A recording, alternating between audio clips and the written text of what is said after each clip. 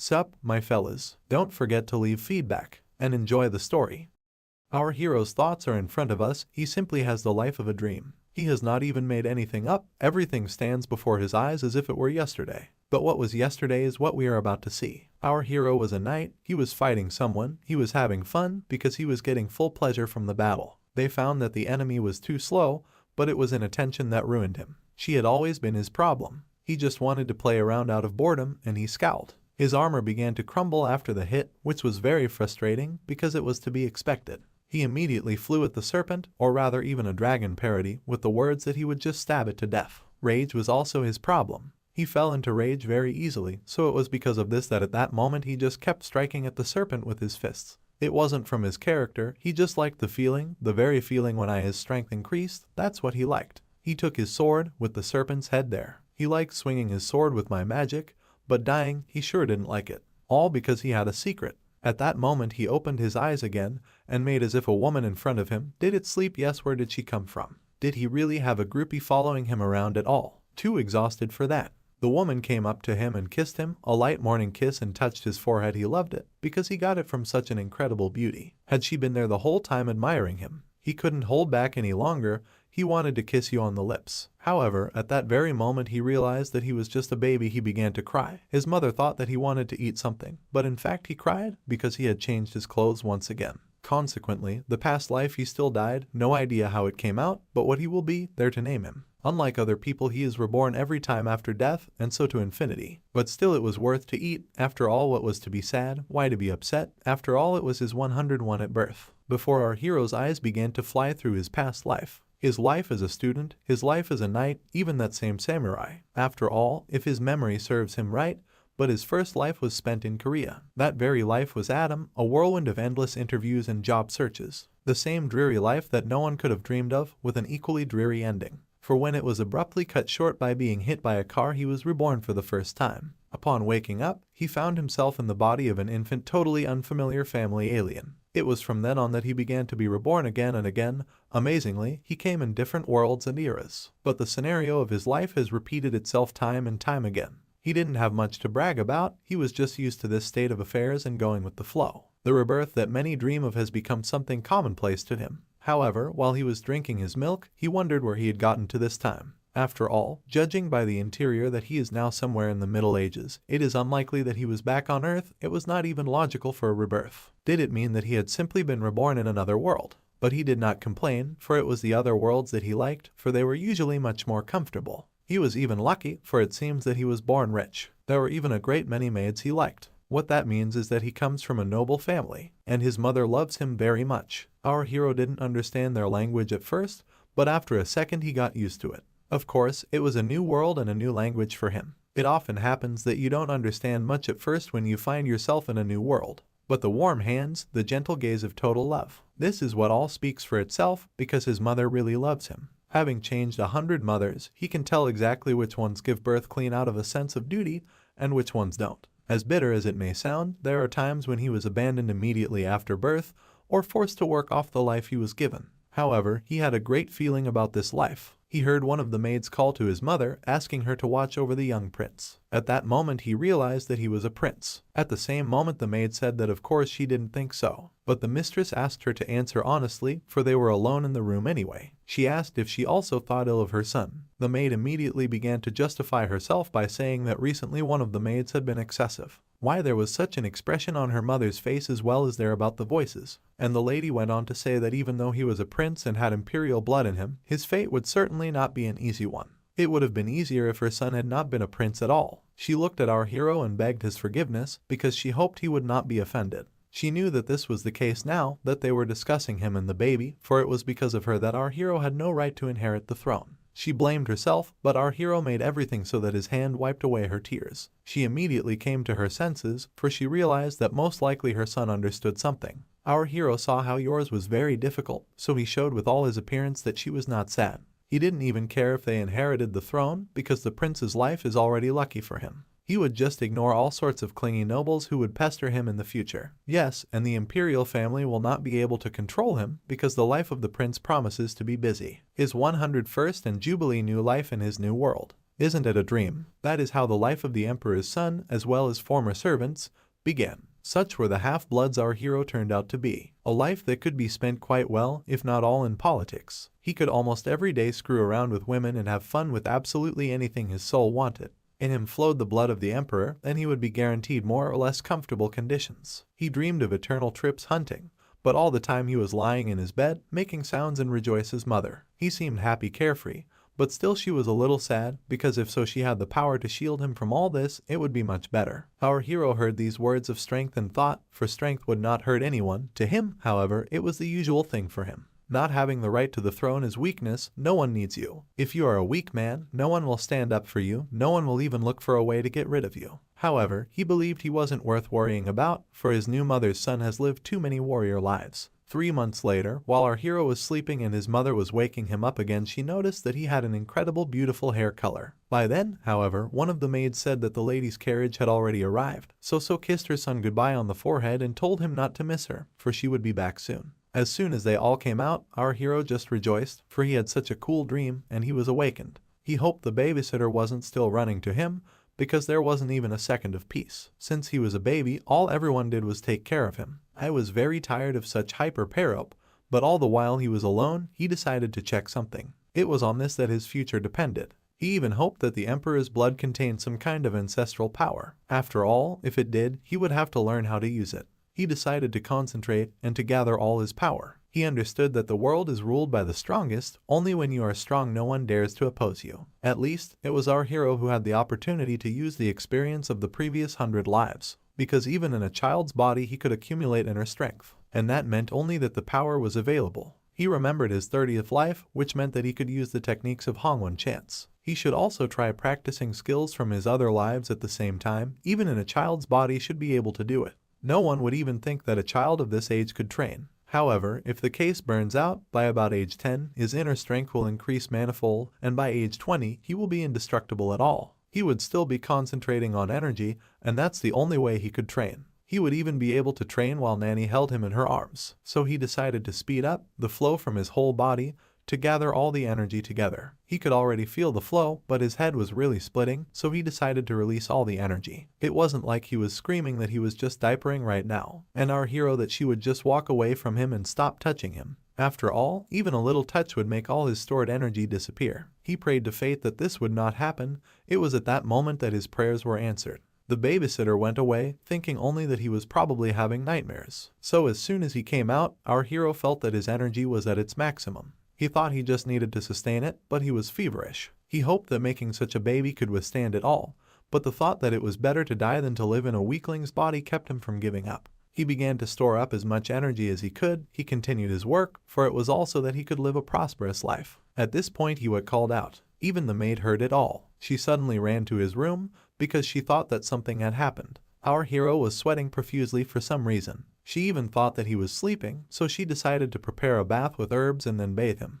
Our hero, on the other hand, when he saw what Tam had run off to prepare the bath, got to his feet abruptly and his eyes shone with happiness because everything worked. The maid came running back to him, asking him how he was doing, forever carrying him in her arms. She praised him for every little success, and all he could think of was how lucky he was that Nanny hadn't noticed. All using the mana concentration technique, he could now easily accumulate it in his body, and he doesn't even need to do anything to do that, because he gets stronger even when he just eats or sleeps. He couldn't even contain a smile on his face, and everything would just explode with happiness. After all, he could already accumulate so much energy in 3 years that it would be comparable to most adults in power, and when he turned 10, it was hard to even imagine. He was sure that no one in this world could beat him, not even if he lived 100 lifetimes. At that moment, the maid noticed something strange, a sound coming from above. However, distracted again, I noticed that our hero had this wonderful smile on his face. At the same time, he was thinking that he would get stronger and stronger so that he would soon live like a king. He could not even wait for such a moment. He longed for that day to come as soon as possible. It had been exactly 5 months since he was born. Thanks to the mana absorption technique, his physical capabilities would greatly increase, and his inner energy would already be boiling faster than all his peers. After all, everyone should have known that mana is automatically collected. Even though he was now crawling on the floor, still didn't stop trying, because soon for sure his power would overtake the available one.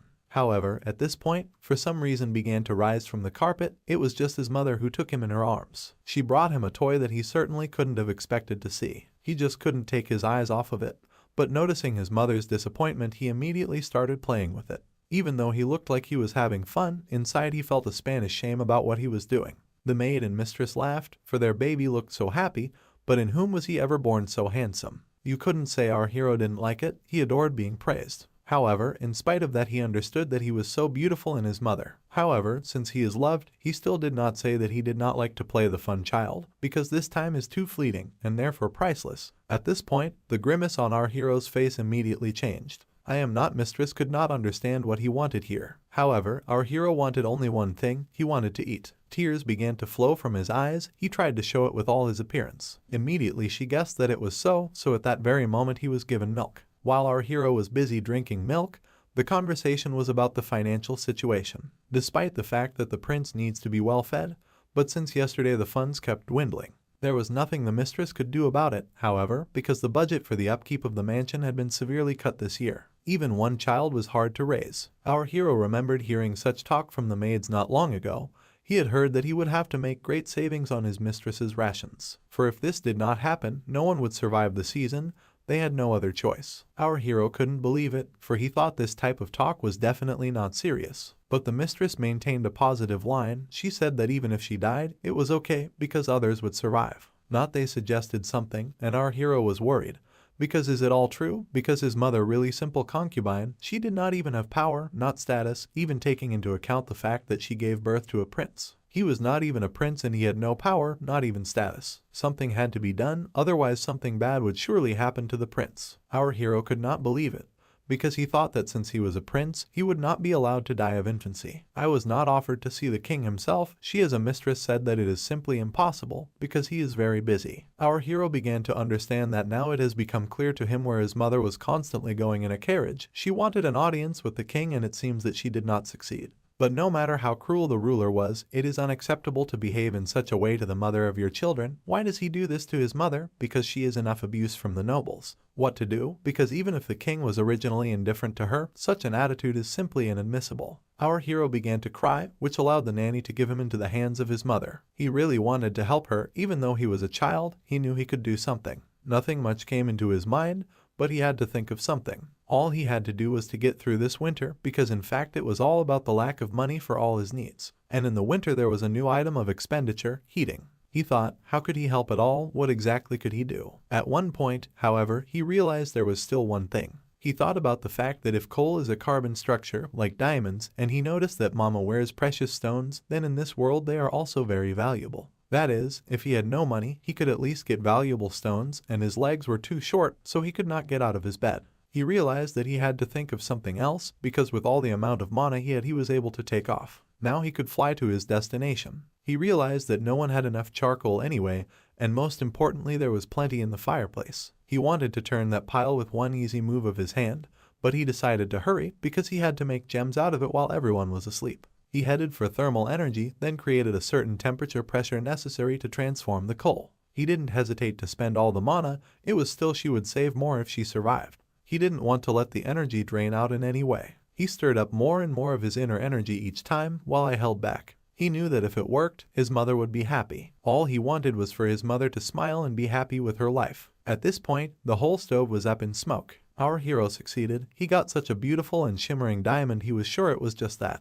The only thing left for him to do was to find a way to slip it in. He was glad that he had succeeded, so that the morning when Nanny came to his room he noticed it in my bed. She couldn't figure out how he got out of his bed, even though the bed was too high. Had our hero really spent all that night on the cold floor? She took him in her arms and noticed also that he was too dirty. It even seemed to her that it was because the palace had not been cleaned for a long time. They were very lucky that our hero had not frozen. And our hero thought that you needn't worry, for the most important thing is that his mother is all right. The babysitter noticed that our hero was holding something in his mouth. She asked what was in his mouth, for had he swallowed something. However, as soon as our hero opened his mouth, she saw he had a diamond. She did not know where he had found it, for had he really been lying on the floor? She could not understand it, because while you stubbornly she missed it, you could get a decent sum of money. She thought that just because of this they could get away, and for this not easy situation, she hugged our hero, saying that he was a real smart guy. It is most likely after this moment wagons with supplies poured into the palace, they received enough firewood to survive this winter. Filled with groceries, in general, that very diamond was just at the most favorable price to cover 5 years of living expenses.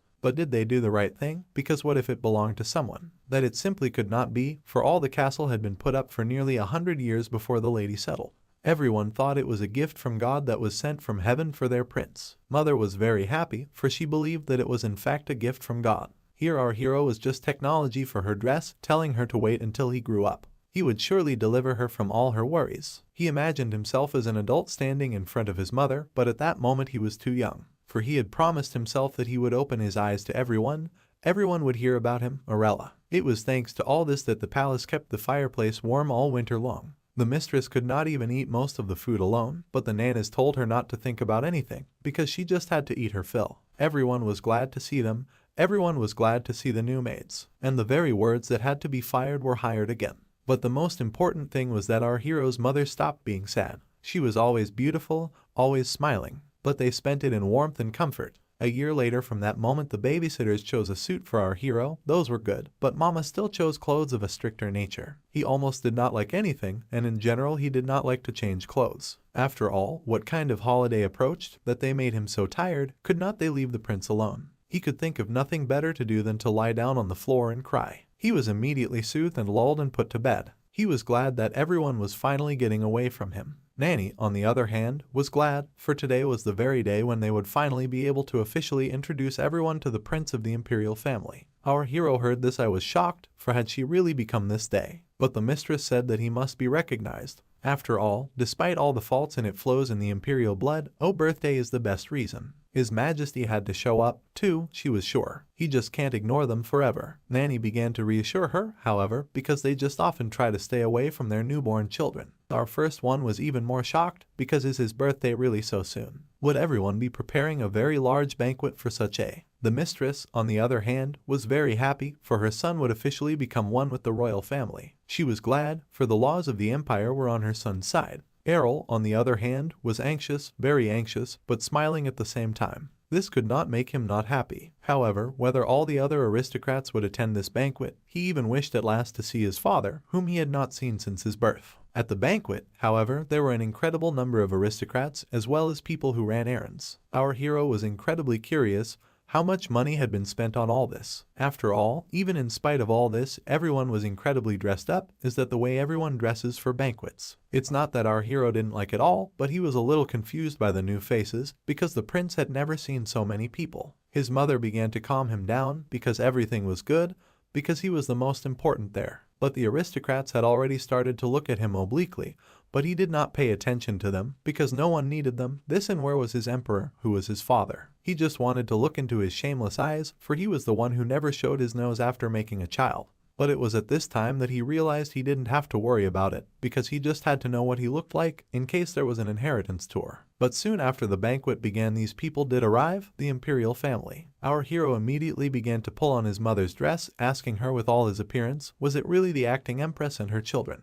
Yes, with all his appearance he showed that she was the empress, and her children looked like her. And in the middle stood the eldest. Most of all, why were they all so serious? Because they all passed by his mother as if she didn't exist. But in spite of all this, our hero's mother was not offended by their piggish behavior. She asked our hero if anything was bothering him, or not, because it should be over soon, she promises him. Next, while our hero's mother was smiling, he realized that her gaze was going somewhere. He was staring at our hero's father, who reeked of incredible energy. After all, he was just walking by, and all the chattering nobles and services immediately fell silent. Why did they all bow their heads before him? After all, even our hero felt the power emanating from him at the level of instincts. He could not understand, was it his father looking at him, or his mother? He was very sorry that rebirth did not also give him the ability to read other people's thoughts. How nice it would be if our hero knew what everyone else was thinking. After a while, everyone started to give him presents, everyone congratulated him, and it was a great honor for everyone to see him. When the time came for the imperial family to congratulate him, they did not hesitate to openly express their attitude toward him and our hero's mother. All this attitude could not leave our hero alone. He was tearing himself out of his mother's hands to attack that bitch properly. For how dare she treat him and his mother like that? She does not even consider them people. He realized that absolutely everyone there was just as nasty and rotten inside. He thought, should he really check on them now, just by taking a shout? But our hero didn't want to embarrass his mother. He decided that the best way now was to remain a goody-goody. After all, everyone around was hypocritical. At that time it was common, unfortunately. He only wanted to leave as soon as possible before he fell asleep right in his mother's arms, but at that moment, while he wanted to sleep the girl, he realized that she was probably one of the daughters of one of the concubines from the emperor himself. She was even still at that age. Mistress, however, those had already left. When the banquet came to an end, our hero together with his mother could breathe a sigh of relief in unison, but it did not end there either because his mother was approached by the empress herself. She said that she got to them without any problems, all thanks to her son, the heir to the throne, because he was always there. Our hero could not understand, did the empress boast of her son? But that is exactly what we should have expected from the empress. She is in spite of all this, the empress began to say that our hero was very sweet and very much like his mother. Our hero did not see anything bright in this, because surely it was she who had a hand in their plight. Even if no one cares, the financing of the castle would not be lowered to the plinth so drastically. They had to use knights for firewood, and his clothes appeared to be sewn by servants from rags and scraps. At the same time, the empress wished our hero a long life and everything else, but as she left, she smirked. At that moment the mistress saw someone she definitely could not have expected to see. She saw the emperor himself. He asked her if she was used to the castle, but you could probably even say that our hero's mother lied, which is more than normal. It was these words of our hero were very much surprised, because he too wished only one thing, that the emperor would give them money, was a man, which and was worth to be in reality. Our hero began to scream a lot, so that it prompted the emperor to ask to take hold of his son, whom he had not seen for a year. He wanted to look at him. The emperor did not understand why our hero was not crying, for while his other children were crying non-stop when they saw his face. Our hero, however, was just smiling. He wanted his old Snivell to spread puddles under his feet from such a stunning smile. The emperor certainly liked him. After all, so far he was not afraid of him, even put it through picking up in the future. Our hero began to make a strange movement to prompt the emperor to put him down. He thought that he would walk, but the mistress said that he could not yet walk. She said that he was only a year old. But at that moment our hero just took off and walked. Errol understood that he was the star of the evening. Then he had to show everything he could do. Everyone was ecstatic, because finally their little guy took his first step. It interested even the emperor, who realized that our hero is full of surprises. Our hero, in turn, understood that there is still a little bit left, because he will show him that he is definitely different from other children. He will show it in front of everyone. After all, he is the very same Prince Errol. However, as soon as he came to the table and wanted to hold on to it, the whole table with the products just took and began to fall down on it. All the tablecloth together with the drinks also flew down. He was very worried, because all the products began not just fall to the floor, they just began to break, scatter and develop. But that's okay, because that's how it was meant to be. Everyone is so excited by the first steps of the prince that no one will notice that this is a well-planned strategy. He chose the right moment, because that's exactly what he wanted. And also, for a frightening effect, just take it and shout. He is, after all, a child after all. While he was lying on the floor, he was picked up by the emperor, who asked to see him. He saw that our hero was only soiled in wine, but nothing more. He was in one piece and also needed to change him. Linka already wanted to take it from the emperor, but he asked to stand because she had torn off his outer clothing and noticed the terrible clothes that were under it. All better began to notice it, because why was the prince dressed in such bad clothes? What happened to her at all? However, the emperor asked everyone to be silent, for what kind of life was the mistress, as well as her son, that they live in such poor condition. But in fact, this morning, while I was changing Nanny's clothes, he concentrated all his energy and began to stretch the cloth as hard as he could. It gave in easily, so he had to give it a shabby look, which certainly wasn't difficult. If he had grown muscles, he would not have had to resort to magic, but the most important thing was that he was able to bear the uncomfortable truth. He was able to bring out what was hidden. So the emperor asked if the mother of our hero will not deign to explain how this could even happen. Is it so hard to live up to the status? Our hero's mother was very worried, so the emperor did not question her. There was no point. He turned to his man, Gina, and asked how much money is allocated for the maintenance of the castles of concubines at all, because why does this happen at your event? He said, however, that he had given an excellent order to distribute the budget equally, and everything was carried out according to the order. The emperor could not understand what the word equally was at all. He also asked to bring the report, and as quickly as he could. Our hero looked at this and understood that his father was determined, and that he himself would look with pleasure at the figures that would be in the report. Our hero's mother wanted to say that a mistake had occurred, so he asked his little one back. However, it was our hero who realized that this chance was the only one for all of them. While everyone was in turmoil, and the emperor's secretary was handing him the documents, everyone understood what was about to happen. For the emperor realized what was happening, he couldn't even believe it. He used his power to burn the given paper, which surprised our hero very much. After all, our hero could not even think that the emperor was not aware of everything. It was really the fault of the empress. The emperor turned to her and asked what was wrong, because there was a hole in his predecessors and his concubines received almost nothing. But the only thing the empress did was to pretend that she could not believe it. So the emperor, from the side of an incredibly formidable face, he asked, because he did not know that the distribution of the budget is precisely her direct responsibility. The eldest son wanted to stand up for his own, so he came forward at the same moment to express his own point of view. He said that this was some kind of misunderstanding, because the empress certainly would not have done such a thing. However, the emperor became even more formidable. He said that there was no difference, because it was the leader who was responsible for the mistakes of his subordinates. It was because of her negligence that his younger brother was left hungry and naked. The older son looked at our hero with very guilty eyes, which definitely did not like it there. Our first floor showed that the eldest son Kajais has neither the charisma of the emperor nor the cunning of the empress. So the father asked him, the eldest son, if he wanted to say that his mother had nothing to do with it. So at the same moment the emperor went up to the empress and said he was very disappointed in her. The mistress began to tell the emperor not to blame her, because it was all her fault. She was the one who was wrong. The emperor could not understand what he was talking about at all. What mistake? Because there she sat down and gave birth to the emperor's child. It is enough to be considered a member of the imperial family. Lady blushed a little, and the emperor touched her hand, because she should already understand that she must be aware of its status in society. It was this picture has caused not a good reaction from the empress to all find the culprits and bring them to justice.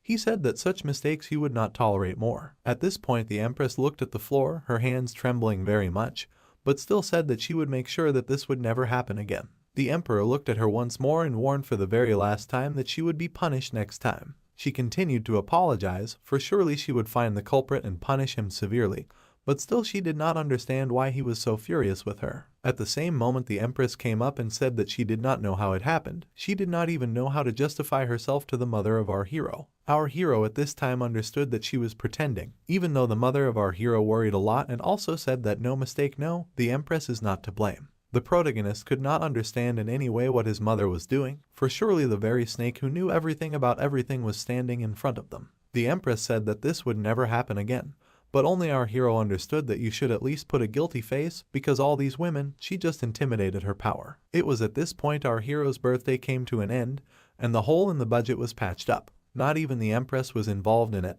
They quickly found the culprit. It was a family of minor aristocrats. It was them who were made guilty and then without any special proceedings simply took and executed. In the palace the servants discussed the fact that at the end of the investigation the aristocrats had even admitted their guilt, but they could not imagine where they were going to spend such a huge sum of money. Everyone was glad that everything was resolved, but only our hero realized that the real culprit, or rather the man, had escaped punishment. The case was closed immediately. He thought that all this is incredibly unfair, but as soon as he grows up, he will definitely powder everyone else. Well, while he has not yet grown, his body really wanted to eat, so the only thing he could do was to cry. At this point our hero was already being spoon-fed.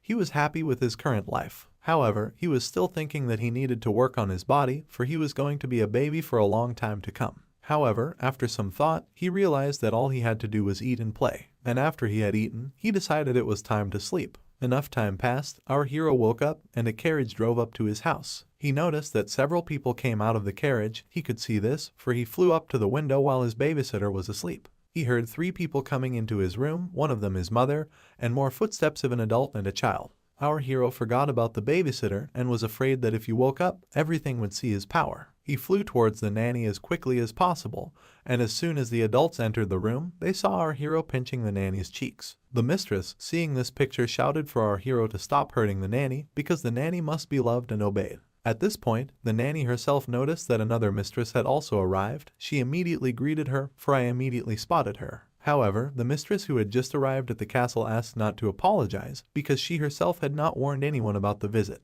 Our hero remembered that it was another concubine. Finally, everyone began to say that if they had known about the visit earlier, everyone could have met her, but the mistress said she wanted to talk to our hero's mother privately. Our hero's mother, however, could not understand why you came to see her at all, yet she thought the conversation would be serious. But at this point, while our hero's mother was waiting for something serious, she choked on her tea. But Phinelia herself asked for forgiveness because she did not behave appropriately at the banquet in honor of Prince Ariel's birthday. She looked like she was really sorry. Before us sat finally a Kansas, in the not-so-distant past, in the midst of the fighting on the continent, it was her family that had contributed most to the victory. There was no one in the empire who had not heard of her family, but that was a thing of the past now. So due to the fact that recently no boys were born in the family, and glory quickly faded. It was rumored that they were very tight in funds in the past few years, so the madam asked if she had come to her because of problems in the family, so she said they were really in debt. Phenelia remembers the Empress forcing her to do something, so it was most likely her family was to blame for the hole in the finances.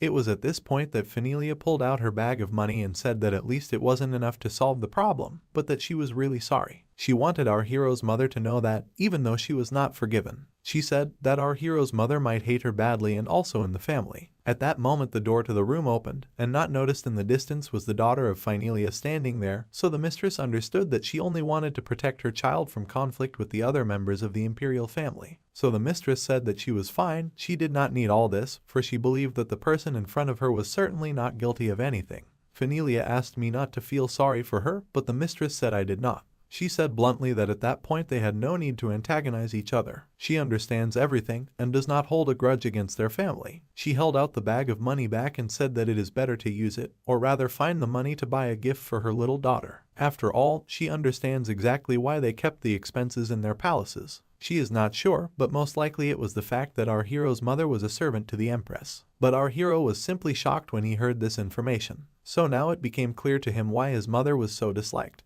He began to roll about his room, thinking that his mother had a very difficult life, and the nurse couldn't even understand what she had to do to calm down our hero at that moment. She asked him if he was okay. Our hero noticed that she was worried, so he put a happy face on his face and knew what to do to make him not shake. Nanny realized that the young prince is just a fickle mood. So Nanny left to do a little exercise with Princess Kania. Noticing that everyone was occupied with something else, our hero decided to use his energy once again to listen to the conversation between his mother and Phenelia. The conversation had already been about what my mother had said, that she could not hide from the oppression of the Empress. So that was why she had decided that as long as Arel was not grown up, she would protect him and would not allow him to harm her family anymore. At this moment she was more serious than ever. She offered to be friends with Lady Phenelia. All, or rather not the two, were rising, something more than a conspiracy, a union of the powers of the concubines. At this point, you do not understand that even if someone suddenly finds himself cornered, at least there will be a helping hand. That's what this union is for. And our hero was in confusion, because he could not even imagine that his mother turned out to know everything.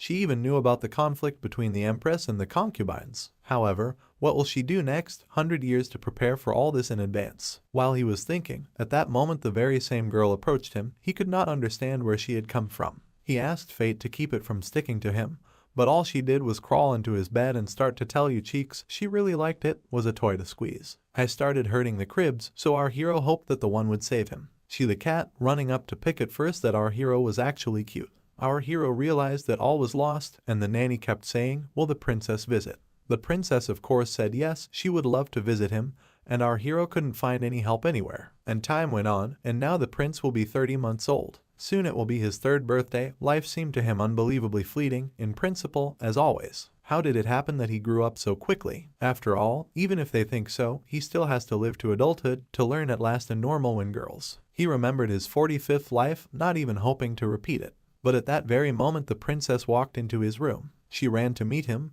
but our hero decided to hide. But even though he tried, the princess quickly found him. He was upset and depressed, but the princess just wanted to play hide and seek with him. Our hero wanted to refuse, but the princess had already fled. She ran to a larger place. They went outside, and we understand that after the visit of that very mistress, the princess came to them very much. Not without Nanny's help, however, but still he did not see anything wrong in this, for only through this can they form a strong friendship. All the time Kania said that our hero is very lucky to have such a good sister. Even though Todd is still small, but you can take care of him, but when he grows up, he will have to take care of her. She asked for a promise that he would come as soon as this one. But the little prince couldn't understand, because why is that one so obsessive in his direction? But as soon as he thought about it, Kania confessed that she just adores him, because compared to Leonidas, or Merle for that matter, it is much more fun to play with Errol, because he is the best option. Errol laughed awkwardly, because he thought that as soon as she grew up she would regret those words. The princess had already taken him in her arms and said that it was time to play. She would even carry him to the place. However, the girl did not understand that our hero was about to suffocate from such assistance. He asked for help, but of course, as fate would have it, the princess was told that the prince must be in pain when he was carried like this. This maid asked our hero to give it to her because even the princess should not have carried the heavy things, she was still a child.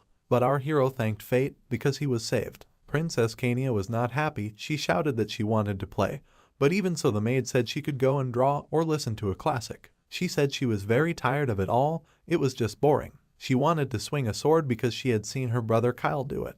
Our hero, noticing that she was practicing with a stick, realized that the center of gravity was displaced. There was no balance even considering the fact that she was holding the most common wood in his hands. And our hero himself loved fencing very much, he even missed that feeling. The princess imagined that her opponent was knocked down, the victory was awarded to her. However, the maid decided to say that, which really upset her, because brother Kyle and Leonid were allowed, so why not her? But to this the maid said only that the princess must not soil her hands, and asked her not to argue with her, because that was the custom. She said that above all the princess should be elegant and feminine, but she had already noticed that she was missing her sword. She noticed that her sword was already in the princess's hands. The maid ran to her, talking about it being a sword, but Princess Kania was only talking about swordsmanship. The maid ran after her, asking her to give her the sword as well, or rather just to take a smaller one since she wanted it so much. And our hero stood there with a contented, apparently he liked his little sister Kania more and more each time. Our hero had already turned 5 years old, at which point he was already learning how to ride a horse. But to tell the truth, he was still riding a toy horse. After all, he was still a child. He was asked, doesn't he want to ride a real horse? But our prince's only answer was that he only wanted to ride his own because it wasn't dangerous at all. I did not say that all boys should be interested in horses or swords, and it is time he did.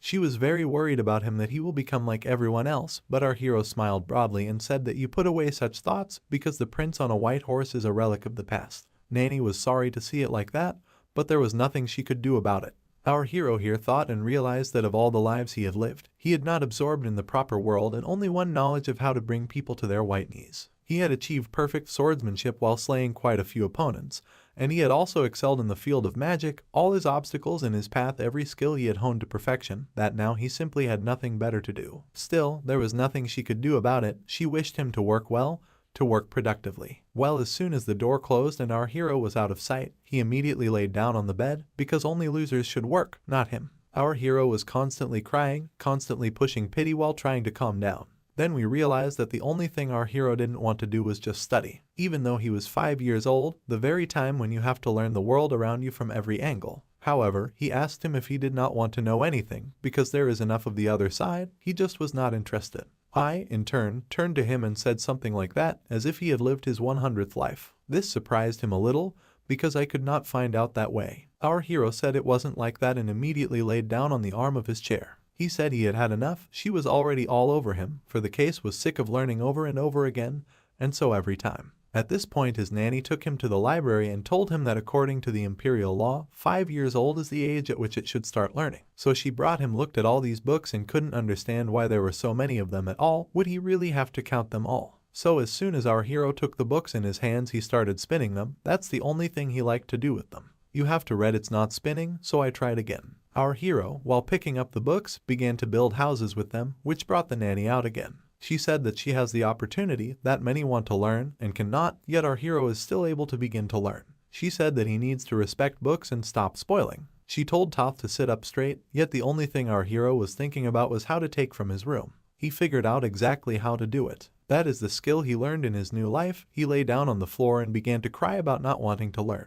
However, as soon as his mother entered his room, the very concert that he had arranged took place and ended, he ended up having to sit down and start reading. He knew he should have started learning by now, but ironically, the more he tried, the more he endangered the people around him. You are the more talented son of a concubine and the emperor, the sooner they will want to get rid of him. Although this may seem unfair to many, but fate has already decided everything for everyone. So our hero thought only that she simply had no other choice but to take everything in her downtrodden hands. He began to drool, so Nanny asked him not to be distracted, and he was trying not only for himself, but for his mistress. Our hero asked, trying to get it out in the open, if he could learn at all, because he thought he was too lazy. But the nurse said only that if he continued to be lazy like that, then he would upset his mother, which is exactly what he did not want in his new life. So he realized that he would have to study hard. He would study everything but fencing, or he would definitely get a knife in the rib, and he wouldn't want to learn magic either. I wonder what she would even grow up to be if she didn't do anything like that. However, in spite of all his hopes, a week later, He was told by his nanny that he came to teach our hero magic. Our hero cried out because he did not want to be a magician, but what will happen if it is a strong magician? He will definitely have to feel in power. You now in him a huge amount of energy that he has accumulated these years.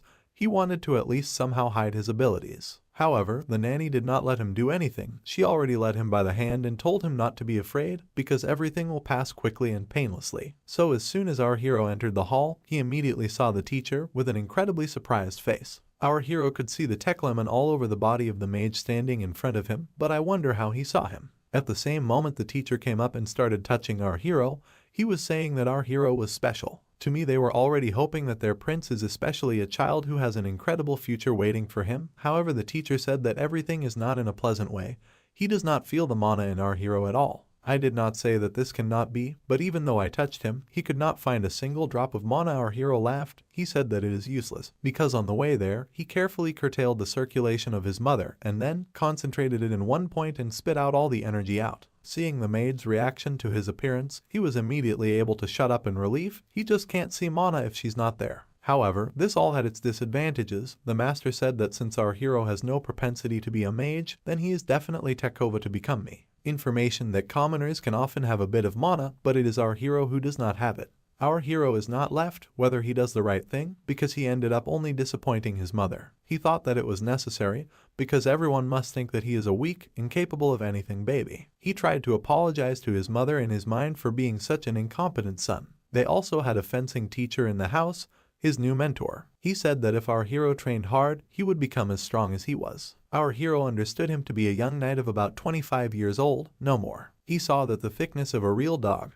because for 100 his life, he had already been in an incredible number of battles. His body was hardened in battles with the most terrible creatures that the knight had not even dreamed. So who is standing in front of our hero that dares to teach him? At the same moment our hero asked the Ranful to start training. He wanted him to teach him, but at the moment he thought he was not even his equal. His teacher told our hero to trust him. If exactly he put in a lot of effort, he would definitely become incredibly strong.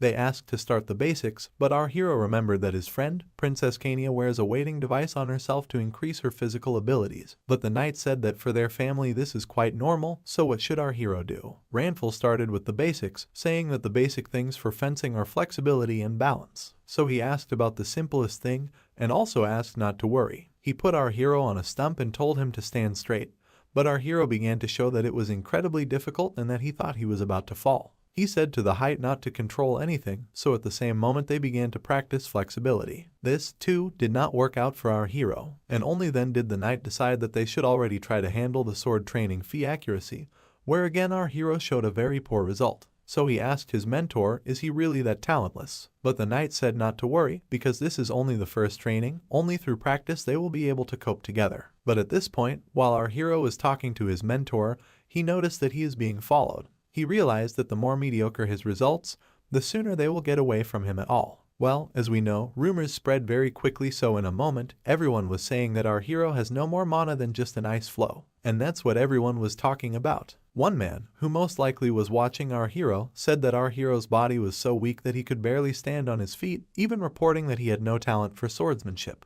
The Empress was pleased to hear this, but only our hero understood that rumors could calm his guard. At the same time, while our hero was eating his food, he asked when his teacher would come. But the nanny replied that it would not be long. He realized that now everyone is saying that he is a useless prince. Almost all the teachers refused to teach him, and yet he found a hero who decided to come. A man named Gamal Pernia came, and today he became our hero's new teacher. He will teach him foreign languages. Our hero looked at him and noticed one thing on his face, only despair. Most likely he was forced. At the same moment a lot of books were thrown on the table to our hero. He said it was just the basics of grammar in one day. He said that this was the normal pace of study because tomorrow they were already planning to move on to a new topic. Our hero didn't understand what was wrong with him at all, so he decided to pretend not to try his best. He did not understand why the teacher kept mashing him up, even though he would not ask for an opinion. Was the teacher going to just ignore him in every class? Even though our hero was incredibly small, it was in languages that he was savvy. He had learned too many languages in all his past lives, so his linguistic abilities might well be considered great. To begin with, he decided to find a dictionary, a grammar book, and some more foreign literature. There was so much to see in the world, and the languages were all made up on a similar principle, so it was only a matter of time before the teaching was done. All the night our hero spent reading books. In the morning our hero was asked how he even lied that he had learned all the material, but our hero said it was all true. Should he start? The teacher was shocked, but our hero understood that compared to the languages of neighboring countries, his native imperial was still a bit difficult. The teacher asked him to read his book, which he was about to open to him. The young prince kept thinking that no matter how much a child could do, reading even one simple book before the age of 12 was difficult. Our hero at the same moment began to read, which surprised the teacher, because if a student succeeds, then the reputation of teachers increases. He chose what he could afford to be a genius of the highest order. At this point, the whole country was plunged into shock, because the prince is not only not able to use, so he did not know how to use magic, he did not have it at all. So how could such a fool as a prince was able to learn languages in just 2 days? At the same moment, everyone thought that our hero is just a genius, and the source of dryness was the fact that the teacher, a little drunk, began to talk about what he had seen at first glance. Finally the rumors reached the emperor. He realized that if the sword or magic is not his sitting, it is not easy to do with his favorite thing. He even thought he was truly a genius. But only the mistress spoke of her regret that she and her son had grieved him. She noticed that her son had changed a great deal. Was she even raising him correctly? The emperor noticed the excitement on his concubine's face and approached her. He asked her if she was really worried about him. For the emperor thinks our hero is growing up to be an incredible boy, and here our hero saw the whole picture. He said he would still show the wonders of the world, but they are better shown in doses to maintain interest in his person. And while he is still a boy, he can relax and reap his benefits, for now he is a genius from now on. A few days later he was allocated many nights in the court. Surely it was the emperor who decided that he should be protected, for our hero did not know how to fight. He loved that he had such a caring father emperor, but at the same moment he was distracted by a very loud sound. It was the nannies who brought something very heavy. Our hero wondered what it was all about. So at the same moment his mother told him that they were gifts from the emperor himself. He was surprised that his father had given him so many gifts, but when he opened it he noticed there was only jewelry. All these will be precious gifts from the emperor himself, but our hero was interested only in a pendant because it seems that it helps to concentrate and activate mental abilities. But most likely, this thing just boils your brain and makes you very tired. All the babysitters were delighted with our hero, for they read him incredibly well. Our heroes understood that most likely they see the object only as a pendant, while he sees Manhwa inside the stone. He had no use for it though. He even thought of giving it all to his little sister, for she's been training too hard lately to be a real orangutan any longer. Our hero turned to his mother and asked her if he could give this thing to his little sister, and the lady herself didn't mind, because if he gave one thing, they wouldn't lose anything. He was asked what he liked about Princess Kanya in the first place, so he couldn't think of anything better to say than that she was just very strong. It was a happy day for all the inhabitants of the castle, for it was the day that the emperor lavishly bestowed upon the prince. Our hero sat at the table, his nanny serving him desserts, pastries from the best chefs. But our hero tasted everything and realized that it's not that, everything is not that. Because everything that was on his table had no taste at all, because they were not sweet at all. He didn't ask me if I should call the chef or not. Our hero, after a little silence, said to call the alchemist. The nanny was shocked by this statement, but our hero was only thinking about getting a Coca-Cola or chocolate. That is why he needed the alchemist to recreate this flavor. Not of course he couldn't read minds, so he asked, why did he even need an alchemist? At this point he realized that even if he tried to explain, she wouldn't be able to understand anything, because it would be strange for a 5-year-old child to demand an alchemist. Still, to recreate the very taste he had had in his past life, the very taste he liked, without the alchemist's help was simply unrealistic and impossible. He had no idea how to process products to get the taste of the same cola, because there is no such technology in this world anyway. And our hero is so eager to drink such a cool, carbonated drink. Well, how should he achieve this? However, since he's a genius, he'll think of something. He immediately ran out the door saying that he went to study. I even thought she heard that, because she certainly did not expect to hear that from our hero. He understood that cooking is chemistry, and he definitely needs an alchemist to try it. 3 years later, when our hero was already 8 years old, he was already sitting in some meeting about how everyone was planning to build new bridges in the areas where the traders moved. Our hero was asked, what did he think of that? He thought it was just great, and also asked who designed that bridge in the first place. At one point, the man said he was the one who built it. He was glad, for he thought our hero was praising him. But despite the joy on our hero's face, which was replaced by despair, he said that if he ever brought such a screw up again, he would fire him. He said that everything looked good, But even so, in winter snow would accumulate and everything would immediately collapse to hell. He said that the construction was unreliable, because if it was overloaded in one place, it would be very unsafe for citizens who would use the bridge. He said that despite the fact that the master had invested in decorations and pompous, but did not think about safety as well as the most important function of the bridge. He said that everyone began to refine the bridge. At this point it was made clear to us that because of his extensive knowledge, our hero had a lot of work to do at this point. After all, he was only advising ministers, using knowledge of technology from his other lives. It all seemed great, after all, 8 years of advising the officials themselves. But where would our hero go? After all, now is the time to show off his skills, so he immediately started on the next problem. At that moment, while our hero went outside, he was noticed by a new maid. She called our hero a sage with silver hair. This nickname was very shocking to our hero, because he did not expect to be called so at all. He asked where this nickname came from, so he asked her not to call him that from now on. The maid wanted to call him that one more time, but then she thought better of it. This embarrassed him a little, but people still came up with a stupid nickname for him, which turned out to be incredibly lame. Our hero's mother couldn't understand where our hero had even gone, but Nanny replied that he had requested an audience with the emperor himself. He said he wanted to study alchemy. Our hero, as he sat in the carriage, realized that since the emperor responded so quickly, it meant that he had achieved a special favor. After all, he really works hard for the good of the empire. So even if he confessed, he would be right, for even with so many lives under his belt, he was nervous during their conversation with his father. Of course, because he had to be as eloquent as possible, making sure that everything he wanted sounded unobtrusive. At this point, he was already in his father's study. He was talking about how he should bring the empire train with all his might. He even had the opportunity to do so in the field of alchemy. Since he is not strong in swordsmanship or the magical arts, all that is left to him is science. The emperor watched and understood that our hero, though a hammer, is a very sensible head on his shoulders. He said that he would provide his son teachers of alchemy, but if still what he wants. Our hero, however, has already asked everything he has only dreamed of. In fact, after it was announced that Prince Ale needed a teacher of alchemy, that is, candidates lined up. For them it was an opportunity to leave their mark on history. So a test assignment was set to create a mirror which can reflect the sunlight to the horizon. Soon there appeared the very man who coped with the task perfectly. A true connoisseur of alchemy, the name of this lucky man was Darman Langet.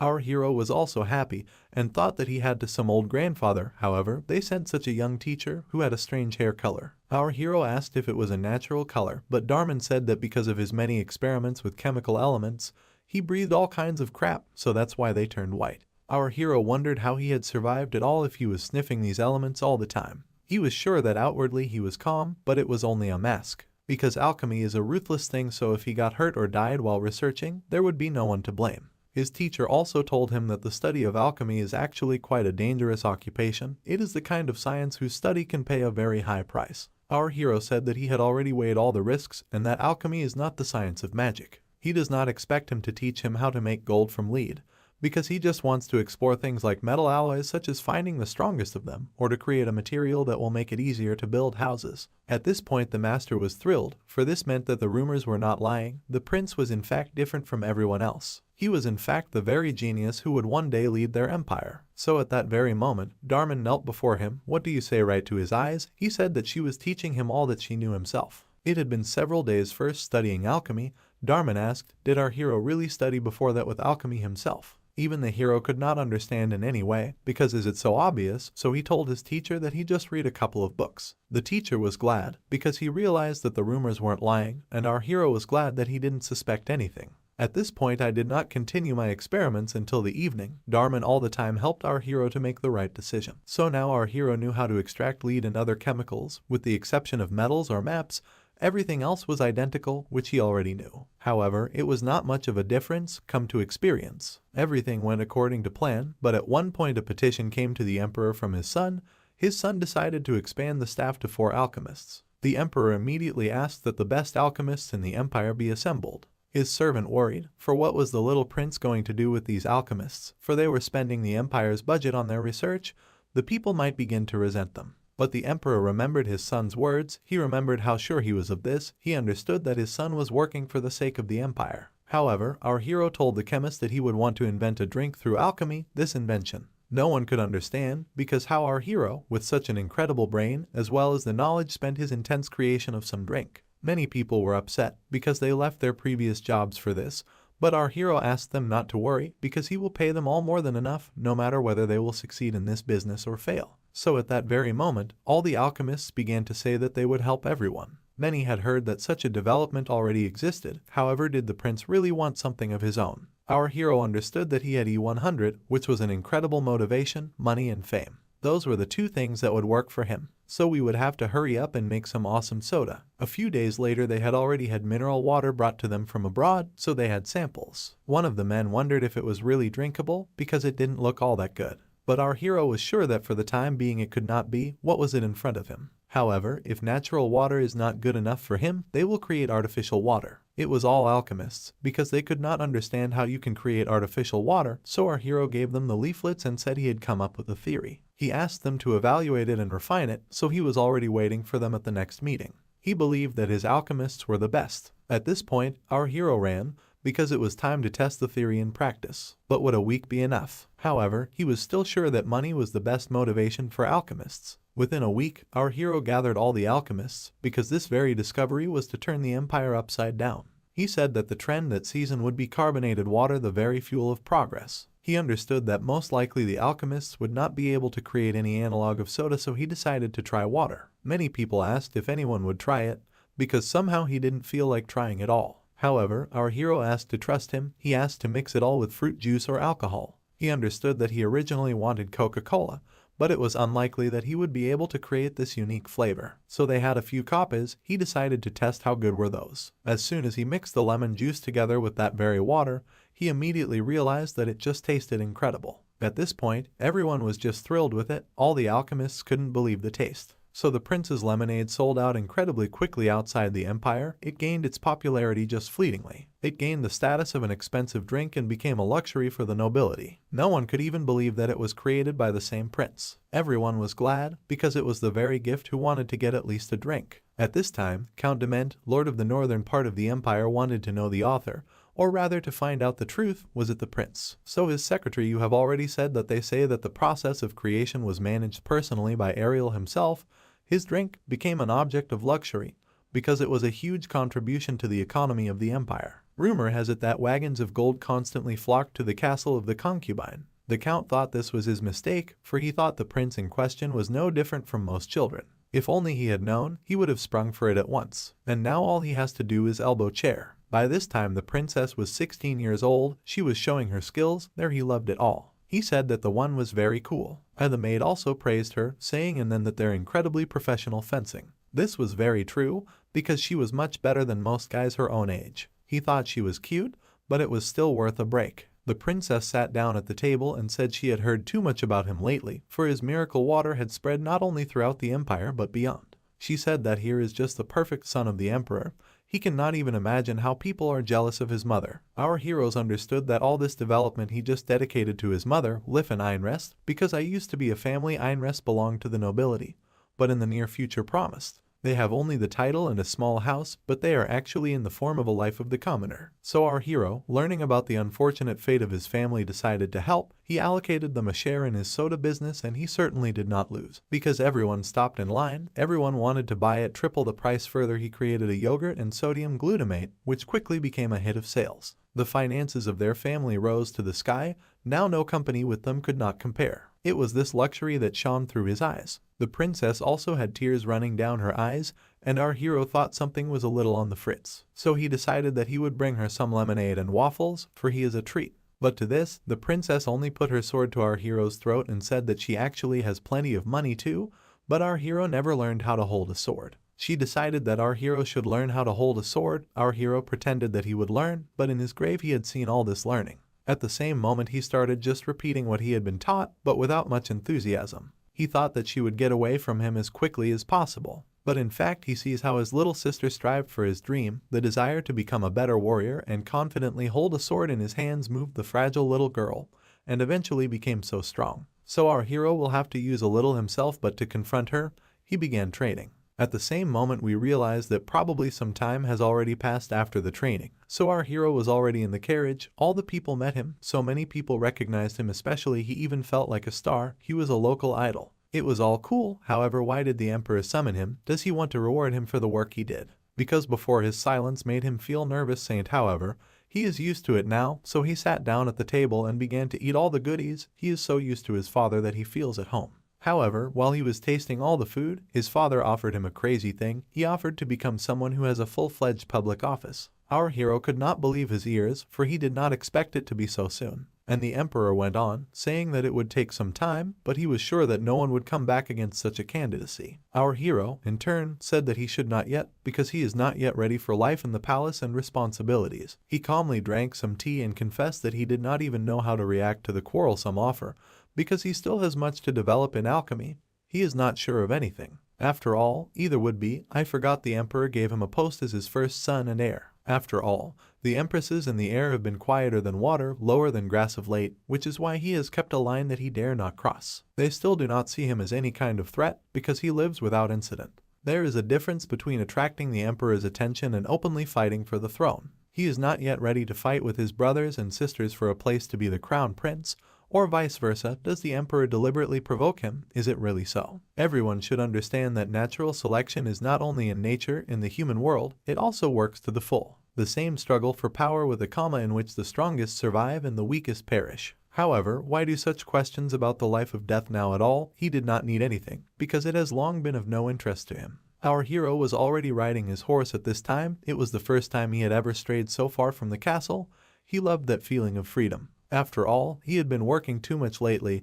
He never even thought he would turn into such an office rat. After all, he used to roam the world looking for the strongest opponent. He was tortured by such nostalgia, so while there was time, he had to enjoy his freedom to the fullest. He rode along with his sister, for in fact this ride was so much thanks to her. She did not know that our hero was such a good rider, but at one point asked why the whole platoon was following them, because they had a look on their face that said they were ready to rip someone.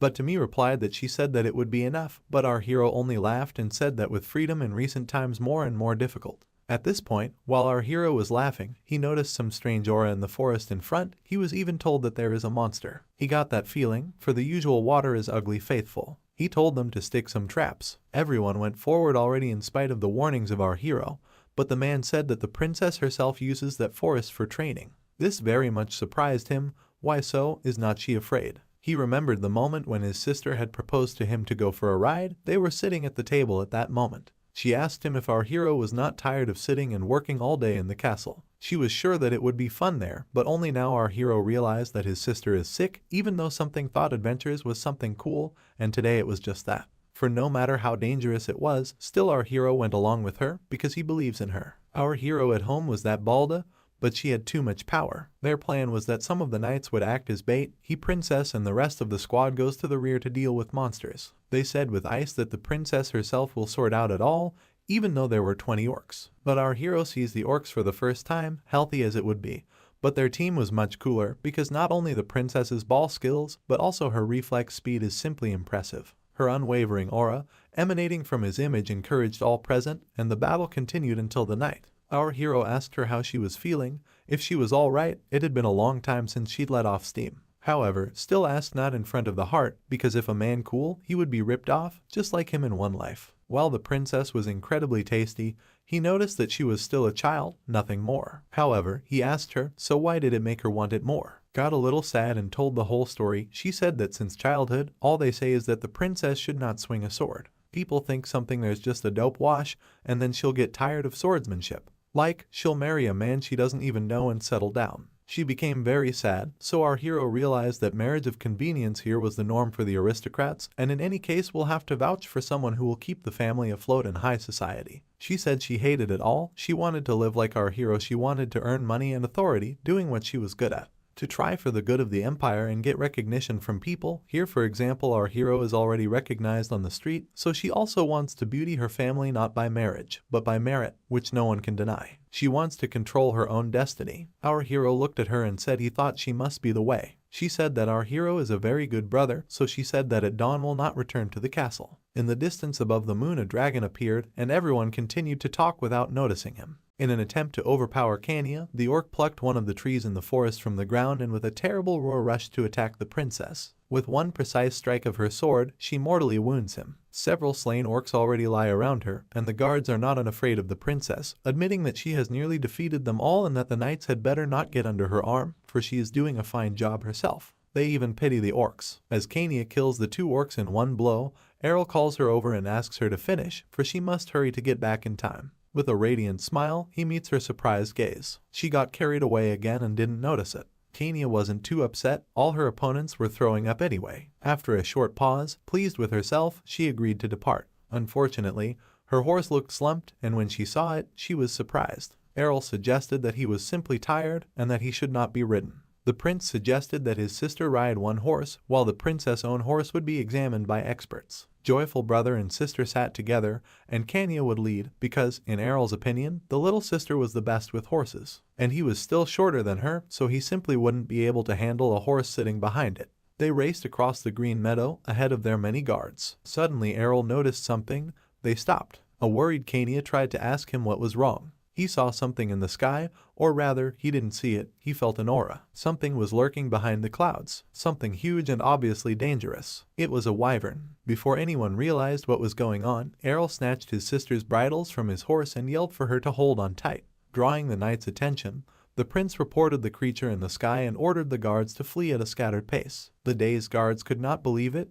They saw no one. They stayed where they were and tried to convince Errol that there could be no such creatures in the training area. The fact is that the emperor had once hunted wyverns and there could be nothing like it here. While one of the knights was saying this, the creature grabbed him and lifted him over the heads of the rest of the group, accompanied by frightened looks. The men were now in a panic and tried to run away from several wyverns. While everyone looked around and wondered where so many had come from, Errol chased his horse and rescued him and his sister. They watched as the knights tried to fight or flee. Some were swallowed by the wyverns, some were crushed with powerful clawed paws. It was then that it became clear to the prince that this was more than a hunt, it was a slaughter. The wyverns had released poisonous gas. It would seem that they are strong enough as it is, so why make them poisonous too? Many soldiers were already lying on the ground. Poor Kania, she had lost many men. Errol ordered her not to be distracted. Her job was to hold on so they could escape. The wyvern chasing them had already begun releasing poisonous gas when one of the mages sent a fireball at it.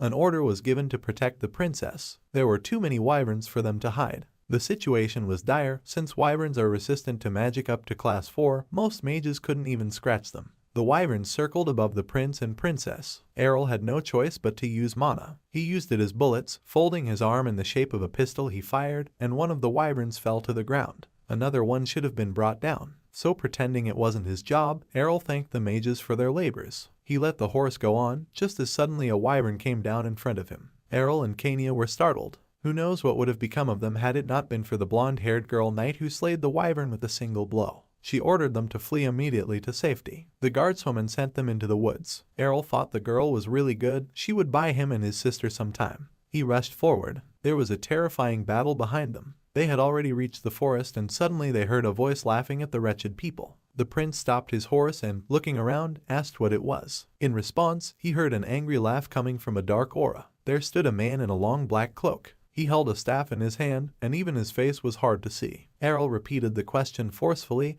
demanding to know who stood before him. Examining the stranger, the prince decided that the staff in his hand was highly suspicious. Errol rudely asked what the cloaked man wanted, to which he received only a smirk. The man became serious again, pointed the staff at his brother and sister, and cast a spell of magical volley. Now there was only one question in Errol's mind. The mage spell was strong. It hit most of the troops. Errol reacted instantly and turned his horse so that he and Kania were not hit. He turned around and saw that many knights had fallen dead, smoke billowing from them. The mage praised Kania for her ability to run, though it was to Errol's credit. Kania was frightened. Errol, on the other hand, was more focused and wary, so why did the mage know his sister and was he really targeting her in the first place? The mage laughed and offered the prince and princess some fun. His eyes lit up at those words and his smile grew wider. He raised his staff and a dark aura moved around him. The prince was greatly disturbed by his aura. His sister distracted him from his thoughts by pointing in the direction. He looked where she was looking and saw the dead knights and wyverns rising. From their bodies came this aura. The surviving soldiers were bouncing off the walking dead.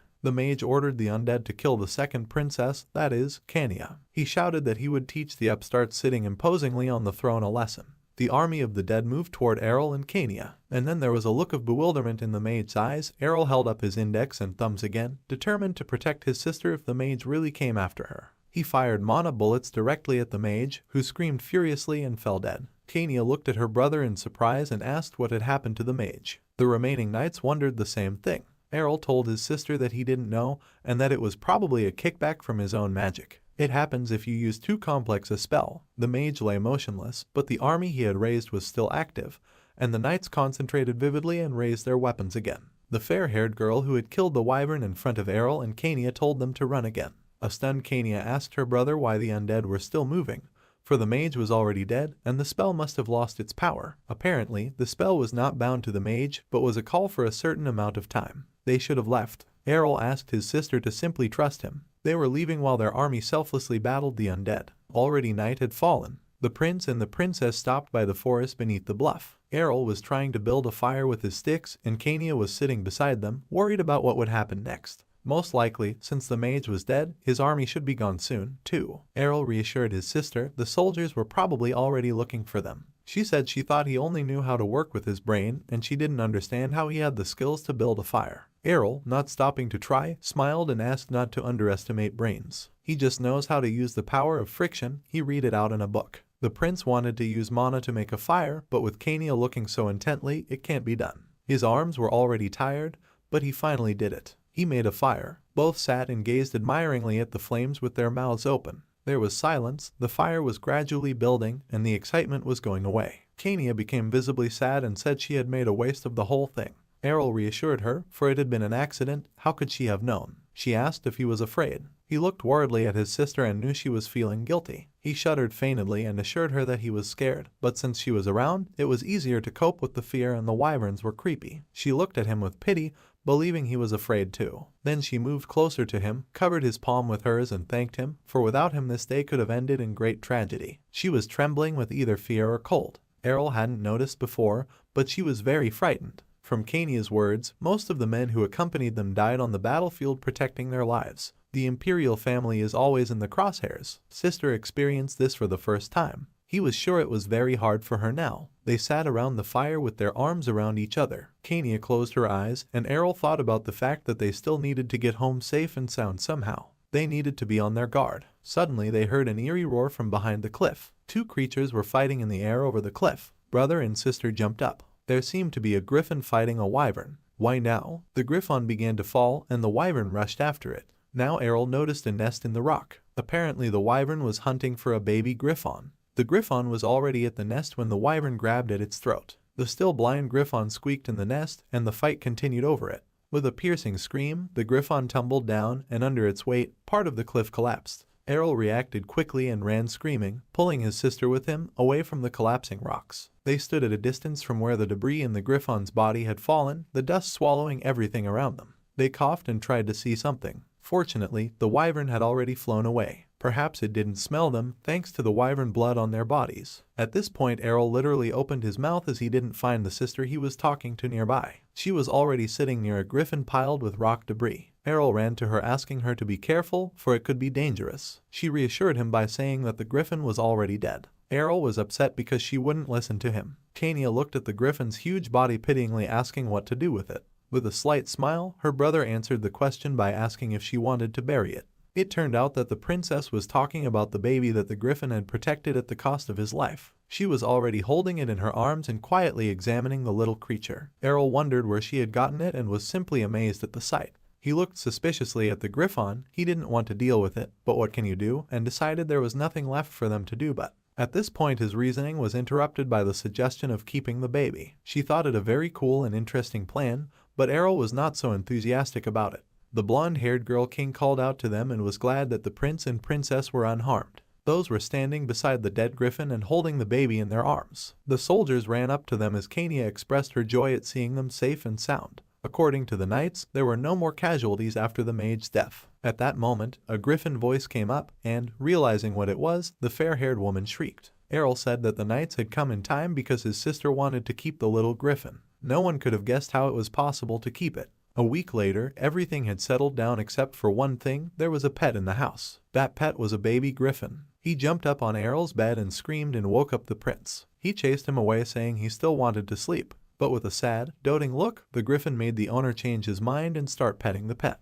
After all, he is so cute. The griffon was allowed to stay until the griffon boy's mother arrived. Back to that night, orders were given to escort the princess to rest, to remove the body, because many wild beasts might gather at the smell of a dead griffin. The order was passed, and tents began to be pitched. Errol looked around, made sure no one saw him, and raised his dagger over the griffin's body. While everyone was busy, he discreetly cut into the griffin's chest and removed the magical stone. He would need it to tame the baby griffin. Errol stared spellbound at the shimmering stone in his hands. A clatter of wheels could be heard from the street. The joyous Errol and the griffin already knew who it was. A princess literally flew out of their carriage and called for Fry. He was already flying toward her. While the princess and her pet were rejoicing at the meeting, Errol and the general were discussing the dark mage who had attacked the princess. That mage was declared a criminal. Kania raised her hands in the air and watched with delight as Fry flew around her. The general's men were gathering any information on the mage, for he might not act alone. The prince sighed and asked him who was the most ardent opponent of the imperial family, though it was clear that there were many who wished to destroy them.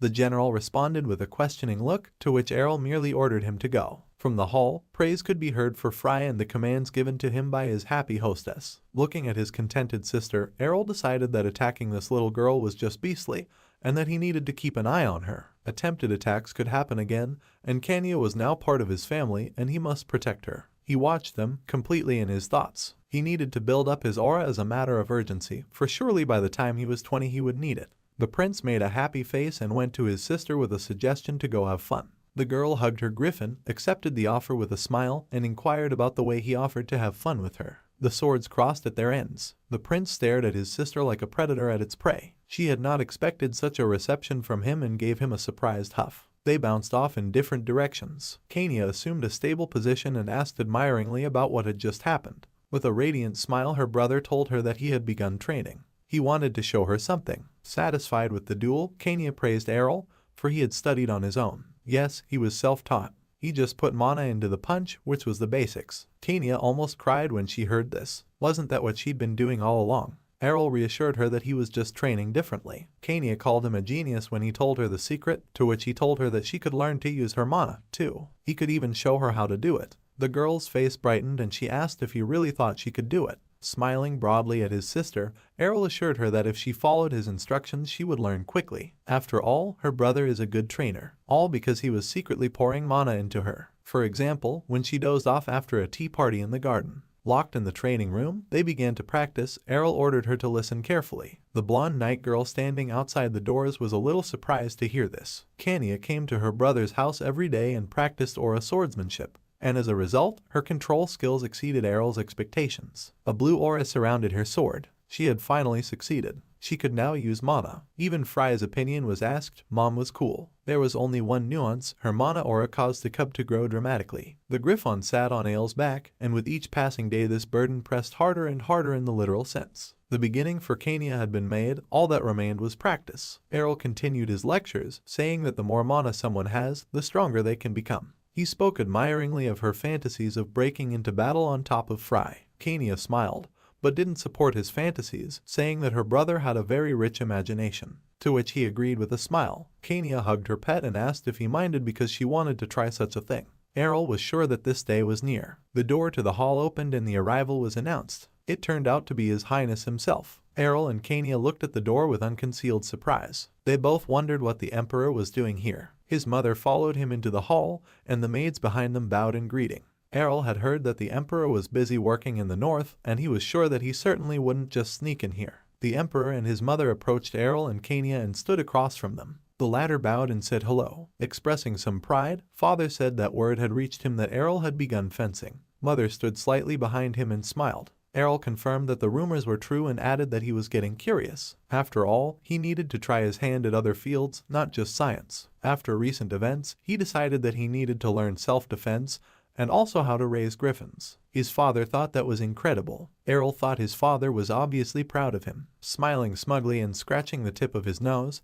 he mentally appealed to his father that maybe he was worthy to rank with the other children and maybe above them. Two servants brought a box into the hall. Without taking away his admiring gaze, Errol asked what was inside. The father replied that it was for Errol. The box was opened and everyone present saw a truly beautiful sword. His father asked him quickly to try it out. This sword had been made especially for him. Mother said with a sweet smile that Errol was too young to wield this sword. But father, understanding her, said that boys like the feeling of a real formidable weapon in their hands, so you should not deprive Errol of it. Errol raised the sword high above his head to the concerned looks of his parents. All he could say about this sword, gazing spellbound at it from below, was that it was cool. He had the wonderful thought of why he shouldn't really go into swordsmanship now. The emperor had never really seen such interest in our hero's eyes before. It was at that moment that he realized that our hero was very happy to receive such a gift. However, our hero just took and fell with the ball. He did not want to get into it, because even though he has a talent for swordsmanship, he does not want to show it to anyone, because once he has a sword, he will be forced to fight for power. This is the version of events does not suit him at all. However, it is not wasted his effort up to this point. After all, no one has even suspected him so far. Still sitting on the floor, and then that they're very much like this gift, but he is very sorry that they are able to appreciate it must. After all, this sword is more suited to a talent such as Sister Kania. However, our hero understood that she had become incredibly strong, barely inferior to the Imperial Knights. It was more than enough to be considered elite. It was still a long way off, but he thought that her future had every chance of making it into the top 30 Imperial Knights. He decided that he had to give her the credit she deserved. The emperor understood what our hero was getting at, so he had one condition. He told the princess to show all her abilities. Kania was in shock, and our hero was in the same state. He could not understand why his father was suddenly so eager to see the powers, but after some thought, he realized that if you think about it, you can understand that his father, or rather the emperor, is such a jerk on swordsmanship. The emperor, in turn, asked her to show how far she had advanced, for if she could hit him with the very sword that our hero had given her, that would be very enough. Kania could not find the words, and our hero understood something. She was very much afraid. He nudged her and showed her a sign that she was not afraid, to show everything there, to learn something. Our hero laughed in his heart, because he knew that the princess was sure to hurt the one who did not even have to worry about it. So at that very moment a fight broke out between the emperor and the princess. He came out and noticed that she had a good rack, sure, but it was not enough to win. He couldn't even comprehend whether his father was judging simply by her appearance, yet already at this point the princess was ready to attack. She descended on the emperor with incredible speed, launched so quickly that even the mother of our hero could not understand what was happening. Our hero just rejoiced, because his sister's speed was at the highest level. He did not even have time to blink. The strength and concentration of mana were also quite good. However, he couldn't figure it out head on. He couldn't understand why the emperor had such a strange smile. Didn't anything embarrass him? At the same moment, however, the emperor blocked everything with a movement. He said it wasn't bad, it was quite a blow. He had never even seen such an aura in a child except for their commanders. He said, "Is it really true that our hero was helping with swordsmanship recently?" He said that not much, for he was only testing something, and his theory worked perfectly how you can increase the potential of a swordsman, and also decided to try this way the sister. She was the most suitable. The emperor wondered, for does that mean, look, that his father cunningly wants to pull him in some dirty children?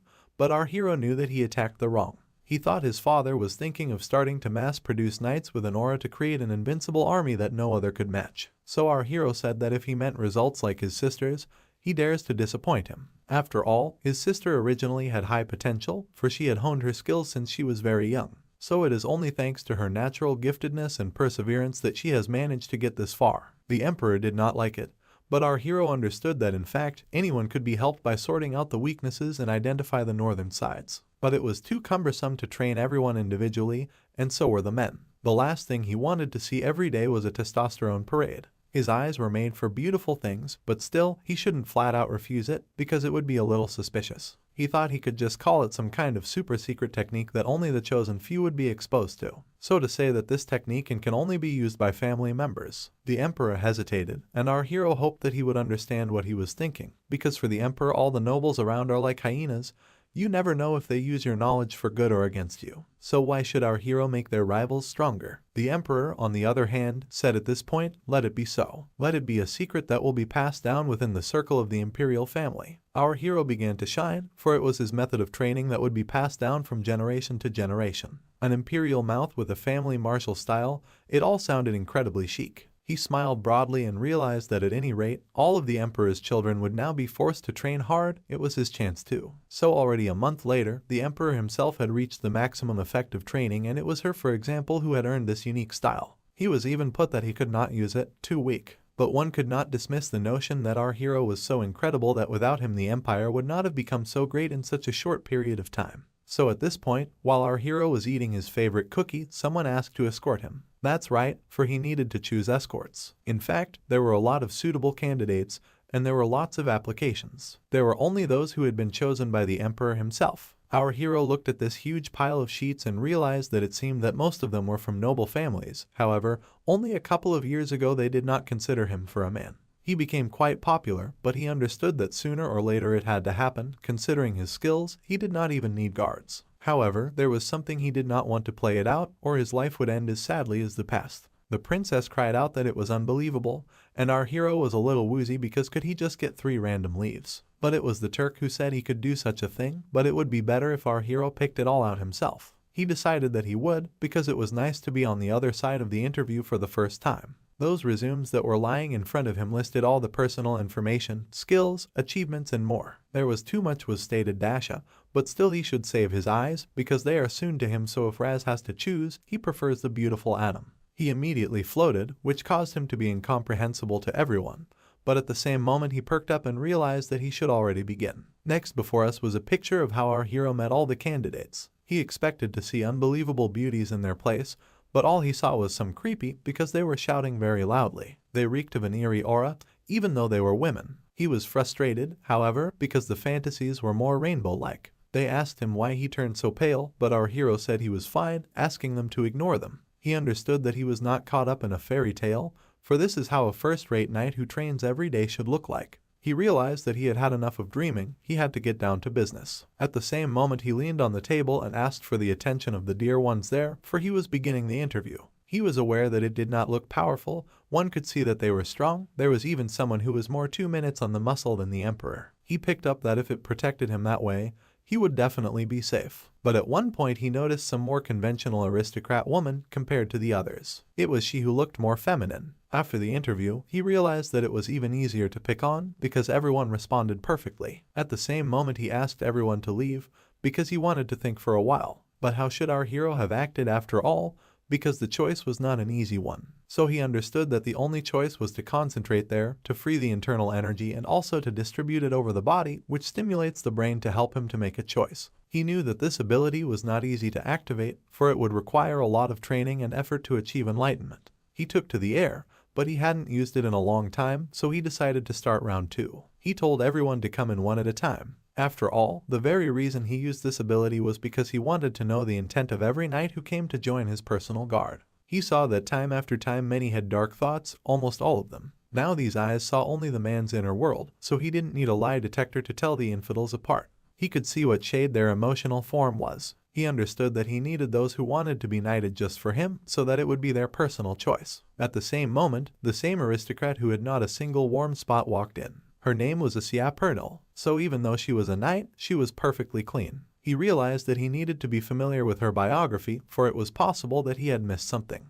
Well, if it had nothing to do with him, though, it wasn't worth the bother. He liked her because there was no one else but Asia, and he had to choose at least 2. Would he really have to pick the one Miss Muscle? At the same moment another girl walked in. She introduced herself as Saina Galil. She was last on the list. He couldn't figure out what it was that Sunbeam had come to his room. It didn't look bad, but aura was too glowing. He asked her if he had served so long overseas, for it was said that she had changed many nightly detachments. Why, though she was ashamed to admit it, she just couldn't sit in one place for long. Well, he'd probably figured out by now that she was probably just getting kicked out everywhere. He didn't see any negativity in her, so he realized that she fit his criteria. He knew something about just liking to travel, so she gets transferred all the time. That's all he needed to know. Our hero said that the interview was over, he would contact someone, but after a little thought realized what he would say, or rather, who passed. He said it was Asia Pernil and Saina Galil. That was it. He had successfully added to his flower garden. On his right was Asia, and on his left was Saina. He was very surprised, for the other was incredibly serious while he was at work. He realized it was about time to test them, and they asked him why did he bring them there. But all he answered was that he wanted to see their skills for himself. He asked to see what they were capable of. He knew that however strong the knights were,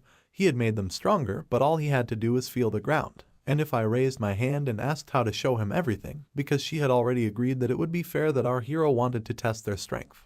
Our hero's eyes lit up, so he said there was no other choice but to just fight each other. No one was against it, and our hero, looking away, realized that most likely his 2 new girls were somewhere on the same level, so to determine something different.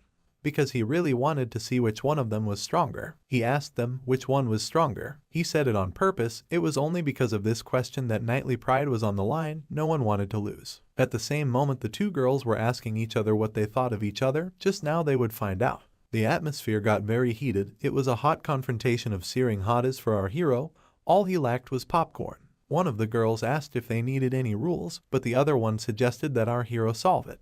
Our hero, though he really got them going, was incredibly motivated even now. He said to just make sure that none of them would get hurt. Constantly said that since our hero wished that, she would go easy on Asya because she had a lot more experience than she did anyway. Asya, on the other hand, said something I should not feel sorry for her, for there was full confidence in her powers, and yet she thought so spoke the truth of her wanderings. Our hero could not understand what the atmosphere was about them at all, for were they going to fight in earnest? That things were going the wrong way, so he said, or rather repeated, not to let them go too far. He said that it would start as soon as that flake. So at that very moment, when the clap was heard, our hero was thrown to the side by the very force that was on the field. He was a little displeased, because he does not know why those did not fight gentler, although he warned them. However, that just doesn't mean that he doesn't understand exactly what reason the knights use their bodies.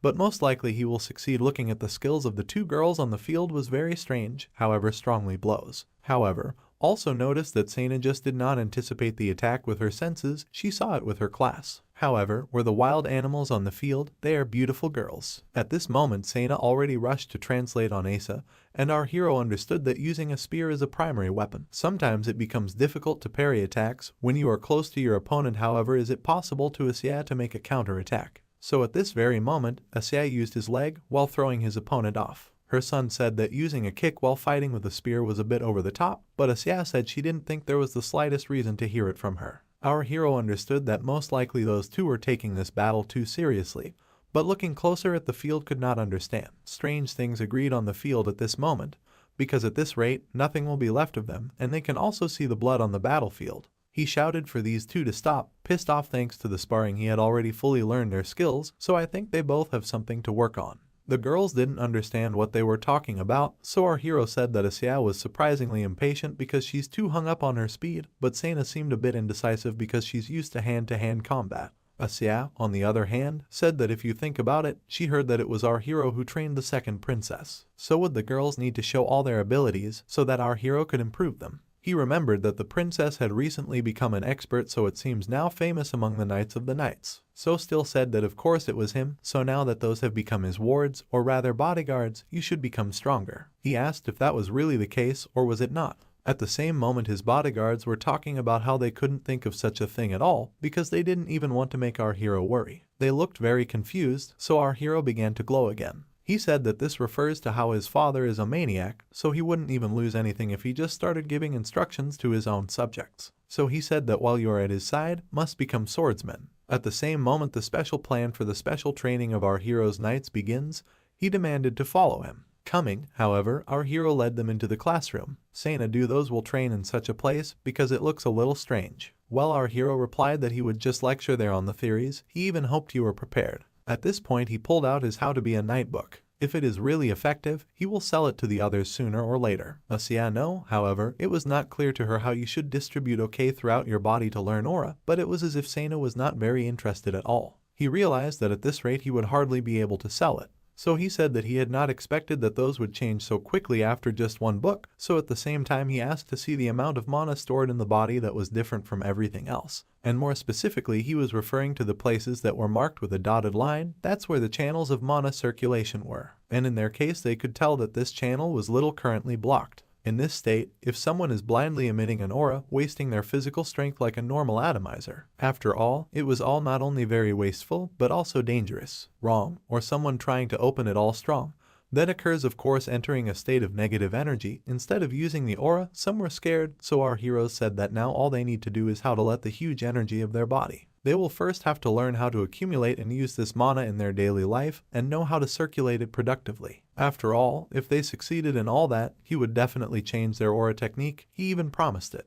Everyone was all fired up too, because they were hoping for it. Our hero robed and said he hoped everyone understood, because what followed was a theory and a class that suited each of them. The first thing he started with Sena. He said to let it learn more concentration in her own aura. However, she said that she could use it quite well while showing his fist, which was completely it can so concentrate energy in the other hand, as well as both legs at the same time. However, as soon as she tried, she failed, in principle as expected. Drinking does not need to surround one's entire body with an aura, but just concentrate on the necessary areas, as one gets tired when the aura is expended quickly. All this time my son tried to repeat what I told our hero, but she did not succeed at anything, because if she needs to use in several places at the same time, her senses simply cannot cope. Our hero introduced his hands to her and said that then they should do so. After all, if you feel the temperature, or rather its rise or touch, it now becomes easier to concentrate. It was a kind of trick, so asked to concentrate. At this point he knew it was working, so in a second Sena had it all, the whole two hands were on fire. She said that she probably understood, but in any case could not help but say that our hero's hands are incredibly soft. She even envied him. But our hero did not understand what was going on, why he suddenly felt so cold. So he asked her to concentrate and stop talking nonsense. At the same moment her son stood up and burned with pleasure, because now she understood everything. But our hero could not understand, because did he reveal her streams wrongly? But nevertheless he did not bother himself with it, for it is more important that he succeeded. It was time for Asa. He told her that in the previous fight, when she approached him, Asa had kicked her opponent without fear. She couldn't even believe that she could have responded with hand-to-hand combat techniques. She could have been hit by someone who had better techniques than herself. He said that this was wrong, but still when it comes to mastery of the spear, it is only important to remain calm and not to be impatient. So Asa, who was already very tired, realized that this is why our hero made her go through his training. We see our hero sitting on her back. She has had enough of talking without our hero, but he has only asked her to concentrate until this feeling comes to her. He asks her to remain calm and concentrated, as if nothing disturbs her and she moves. At the same moment, the girl sat up and realized that our hero had done a lot of things lately. However, there was no need to worry from such a fly, so that Ta simply ignored him last time. However, the Empress has shown that he has become quite annoying, so it looks like she will have to sort it out herself. As expected, this training has exhausted the Asa, and under the guidance of His Highness our hero on definitely feels that it has become much stronger. At first she didn't think the training would be difficult, but now she understands the difficulty. In front of her stood her result, a severed tree. Asa Pernal couldn't figure out if she deserved instruction from our hero, for though she was an aristocrat from a ruined family, which was not very rich, and lived quietly in a small village south, however, it was her family was exposed to the voice caused by an attack of the monsters at one point. Just because of the monsters of the girl's father died, he told you that he would delay them, but it led to a fatal outcome. Asa cried, and after a while even the nobles with whom that family used to have a good relationship turned away from them. Eventually, she volunteered to join an order of knights to earn her living. It was only because of her talent in martial arts that she was able to quickly awaken her aura and was unequivocally a royal capital. She was assigned to the 15th lowest ranked squad by the king's direct command, with only a few ranked scum, and the worst of them all was the incompetent and lazy knight commander. Even at his age, he had a very weak aura, getting his place only because of his connections. He himself wanted to give instructions to all his subordinates. He even said that Asa looked like his daughter, so shouldn't they have dinner together? So immediately she came out and reflected all her anger on the tree. However, should she chop his lower torso in the moments of the next encounter? After all, it was despair. She had applied for the position of bodyguard of a member of the royal family, but who would have thought it right away? But still, she did not need to complain, because only because of this her family life is much better, so she just need to save up some more money until she will save enough to educate her brother at the academy. She figured that all the good things that had happened lately were only because of our hero. She was obligated to pay him no matter what. At the same time, Sena said that she had applied but had to from the royal guard.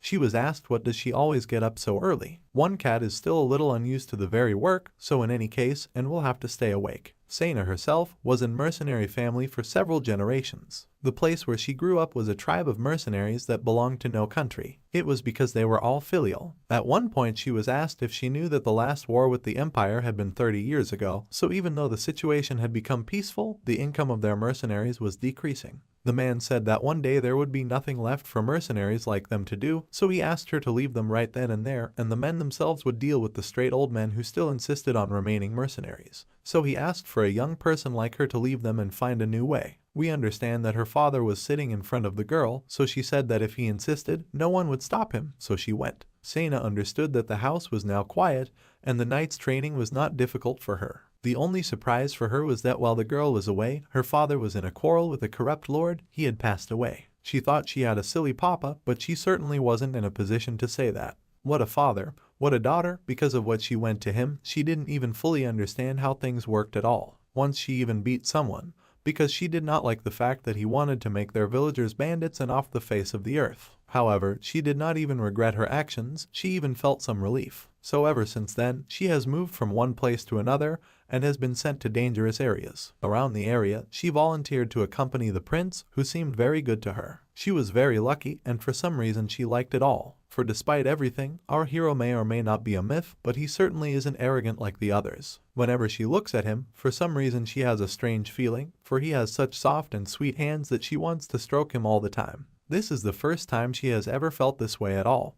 But the most important thing was the table, that it felt as if there could be no payment for the favor she had received from His Majesty. Then both girls rose that the only way they could repay him was to protect our hero for the rest of their lives. For though our hero would not be strong in their arts and magic, yet he has shown an extraordinary talent for learning. It was he who created all sorts of rare goods to increase the finances of the kingdom, as well as compiling a second princess to rise to the level of a specialist in aura in a short period of time just because of his theory. This was all that made him a wise and prudent man. But our hero, who was already 13 years old at that moment, lay there drinking lemonade, knowing that nothing can compare to idleness. He, on the other hand, was a hero to do his best to idle away for months at a time. At this point the emperor was already hosting guests. They were talking about our hero turning 14 next year, so his coming of age ceremony will take place soon. But since he is already showing his talents in various fields, everyone thinks that this coming of age ceremony will be a good opportunity for him. Territory. However, no one present was against it, but the emperor understood that you just want to exile our hero to somewhere far away. Everyone understood that his holiday was used as a pretext. One even said that, in fact, the name of our hero was known not only among the lower-ranking nobility,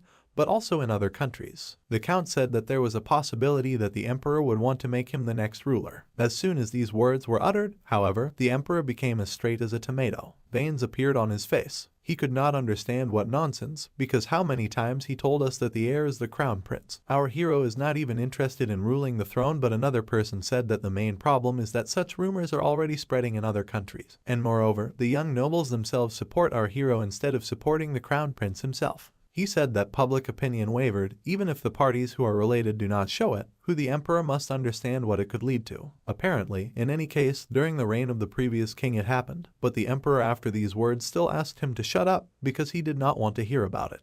But others went on to say that it was not only their opinion, many said they were concerned that this was the order of the royal family. They all wish only for the stability of their kingdom. But the emperor understood that these appeals were all the same, for they were determined to see this matter through. What they desire is to send our hero somewhere far away. This was the ultimatum of the nobles the emperor exhaled, for there was nothing he could do. He would take their request into consideration, so if there is a territory suitable for our hero, he asked to make him a recommendation. And now our hero already opened the letter, where he realized how the meeting actually went. Everyone wanted his father to grant him territory, but realized that they just wanted to banish him. He laughed nervously at first, but then revealed that he was incredibly happy, because at last he would have his own territory. What did he do today for nothing? Because who did this throne? Because aristocrats are potential terrorists. He was all glowing with joy, has his own territory 100 times better than being surrounded by his brothers. He changed, because finally it is time to degree.